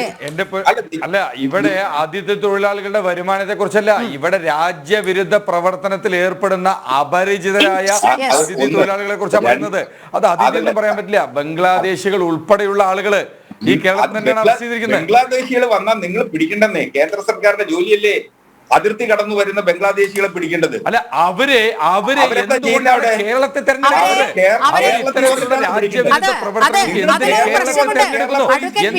സംസ്ഥാനങ്ങളിലേക്ക് പോകുന്നില്ല. ഇവിടുത്തെ സംസ്ഥാന സർക്കാർ അവർക്ക് വേണ്ടി കൊഴിലോട്ട് നടത്തുന്നു. എന്തുകൊണ്ട് അതിനൊരു അപകടമുണ്ട്. എന്തുകൊണ്ട് കേന്ദ്ര ഏജൻസികൾക്ക് ഇവരെ തൊടാൻ പറ്റുന്നില്ല എന്നൊക്കെ പറയുന്നുണ്ടല്ലോ. മാൽഡ, മുർഷിദാബാദ്, ദിനാജ്പൂർ, ധുബരി, ഗോൾപാരബാർ പെറ്റ ബെൽറ്റ്, ഈ ബെൽറ്റിൽ നിന്നാണ് ഈ ബംഗ്ലാദേശികൾ കടന്നു വരുന്നത്. അവിടെ സംരക്ഷണ കവചം ഒരുക്കുന്നത് ഇന്ത്യ മുന്നണിയിലെ മമതയാണ്. ഈ ഭീകരവാദികൾ ഇന്ത്യയിലേക്ക് നുഴഞ്ഞു കയറുന്നത് മറ്റ് സംസ്ഥാനങ്ങളിലേക്ക് പോകുന്നില്ല. എന്തുകൊണ്ട് ഇവർ മറ്റ് സംസ്ഥാനങ്ങളിലേക്ക് പോകുന്നില്ല? ബംഗാൾ, കേരളം എന്റെ മറ്റ് സംസ്ഥാനങ്ങളിലേക്ക് പോകുന്നില്ല? ഈ ബംഗാൾ, കേരളം, ഈ ബ്രിഡ്ജ് എന്തിനാണ്? ബംഗാൾ, കേരളം, ഈ ബ്രിഡ്ജ് വളരെ കൃത്യമായി ഭീകരവാദികളെ ബംഗാൾ വഴി റിക്രൂട്ട് ചെയ്യുന്നു, അവരുടെ ഷെൽട്ടറാക്കി കേരളത്തെ മാറ്റുന്നു. ഇവിടുത്തെ സംസ്ഥാന സർക്കാർ അവർക്ക് വേണ്ട ഒത്താശകൾ ചെയ്തു കൊടുക്കുന്നു. അത് തന്നെയാണ് യാഥാർത്ഥ്യം. അത് തന്നെയാണ് യാഥാർത്ഥ്യം. ബംഗാൾ വഴി അവർ നുഴഞ്ഞു കയറുന്നു, കേരളത്തിലേക്ക് ഈ റോഹിംഗ്യൻസും ബംഗ്ലാദേശികളും എല്ലാം ഈ ഇന്ത്യൻ മണ്ണിലേക്ക് കടന്നു കയറുകയും വിവിധ സംസ്ഥാനങ്ങളിലൂടെ സഞ്ചരിച്ച് ഇത് ഒരു പ്രത്യേക ഹബ്ബായി രൂപം കൊള്ളുന്ന ഈ കേരളത്തിൽ അഭയം പ്രാപിക്കുന്നതും. നുസ്രത് ജഹാൻ പറഞ്ഞ് അവസാനിപ്പിക്കാം. ബംഗാളിൽ എങ്ങനെ വരുന്നു? കേന്ദ്ര ഗവൺമെന്റിനെ ചോദിക്കുമ്പോ നമ്മളെ ദീദി അവിടുന്ന് പേപ്പർ ഉണ്ടാക്കി കൊടുത്താണല്ലോ വിടുന്നത്. അല്ലാതെ പറയണേ. ഇപ്പൊ നമ്മൾ കണ്ടു, അടുത്ത ദിവസങ്ങളിലെ കണ്ടു, കേരളത്തിൽ വന്ന് അവരുടെ കാലുറപ്പിച്ചു. ബംഗാളികളെല്ലാം വന്നു കഴിഞ്ഞു. ഇനി ആ പാർട്ടിയും കൂടി കേരളത്തിൽ എത്താനേ ഉള്ളൂ. അതിനുള്ള എല്ലാ സംവിധാനവും ഒരുക്കി കൊടുത്തു അല്ലെ? ഇന്ത്യ മുന്നണിന്റെ സംവിധാനമാണ്. പിന്നെ ഈ ഡീപ് സ്റ്റേറ്റ് ഫണ്ടും മറ്റും വഴി രാഹുൽ ഗാന്ധി കോൺഗ്രസ് ഇറക്കിയത് നമ്മൾ കണ്ടതാണ്. ഉത്തരേന്ത്യയില് എന്താണ് അയോധ്യയിലൊക്കെ സംഭവിച്ചത്? പറയണ്ടല്ലോ, തോറ്റ് മോദിനെ തോൽപ്പിച്ചു. എങ്ങനെ തോൽപ്പിച്ചു എന്നുള്ളത് നമുക്ക് നന്നായി അറിയാം. ഇവിടുന്ന് ഫണ്ടുകൾ വന്ന് ഇനിയും വരാനുള്ള ദിവസങ്ങളിൽ നമ്മൾ കാണാതിരിക്കുന്നതേ ഉള്ളൂ. ഇത് ഒറ്റയടിക്ക് പോയി പിടിച്ചങ്ങട് അകത്താക്കാനൊന്നും ഒരു ഗവൺമെന്റിന് സാധിക്കില്ല. ഇത്രയും സ്റ്റേറ്റിൽ ഓരോരുത്തർക്കും ഓരോ ഡിപ്ലോമാസി ഉണ്ടല്ലോ, ആ റൂൾ അനുസരിച്ചല്ലേ പോവാൻ പറ്റുള്ളൂ. അപ്പൊ തീർച്ചയായിട്ടും ഈ ചേരല് നമ്മൾ കാണേണ്ടത് അതിലേക്ക് തന്നെ വരണം. നമ്മള് 921 മുമ്പേ തിരൂരങ്ങാടും കോഴിക്കോടും അവിടെ ഇവിടെ സൂഫി സംഘങ്ങളാണ് ഒന്നിച്ച് അവസാനം സൂഫികളതിൽ ഉണ്ടായിട്ടില്ല എന്ന് മനസ്സിലാക്കണം. ഇതുപോലെയുള്ള വർഗീയവാദികളെ ഏറ്റെടുത്ത് തലവെട്ടിയും കൊന്നും കൈയറുത്തും ഒക്കെ കഥകൾ നമ്മൾ കൊച്ചുനാളിൽ കേട്ട ഡിബേറ്റ് അതിന്റെ അവസാന ഘട്ടത്തിൽ എത്തി നിൽക്കുകയാണ്. സമയക്കുറവ് മൂലമാണ് ഇപ്പോൾ ഈ ചർച്ച ഇവിടെ അവസാനിപ്പിക്കുന്നത്. കേരളം ഒരു ദുരന്തമുഖത്താണ് എന്ന് അടിവരയിട്ട് പറഞ്ഞുകൊണ്ടാണ് ഞങ്ങൾ ഈ ചർച്ച ആരംഭിച്ചത്. സംസ്ഥാനത്തുടനീളം ദുരൂഹമായ കൂടിച്ചേരലുകൾ, കുടിയേറ്റ മുസ്ലിം തൊഴിലാളികളെ ഇങ്ങനെ കൂട്ടിച്ചേർത്തുകൊണ്ട് ആരാണ് ഇങ്ങനെ വലിയ ക്യാമ്പയിനിലേക്ക് പോകുന്നത്? ഹിന്ദു വംശഹത്യയുടെ രക്തം മണക്കുന്ന നാളുകൾ നമ്മുടെ മുന്നിലുണ്ട്. 1921 എന്ന് പറയുന്ന ഒരു കാലഘട്ടം. ആ കാലഘട്ടത്തിലേക്ക് കേരളം പോകാതിരിക്കട്ടെ. അതിനുള്ള ഒരു ബോധവൽക്കരണവും ഒരു മുൻകരുതൽ എന്ന നിലയിൽ മാത്രമാണ് ജനം ഈ വിഷയം ജനഡിബേറ്റ് ആയി എടുത്തത്. ഈ ചർച്ച ഇവിടെ അവസാനിക്കുകയാണ്. ഈ ചർച്ചയിൽ പങ്കെടുത്ത എല്ലാ അതിഥികൾക്കും ഒപ്പം പ്രേക്ഷകർക്കും വളരെയധികം നന്ദി. നമസ്തേ.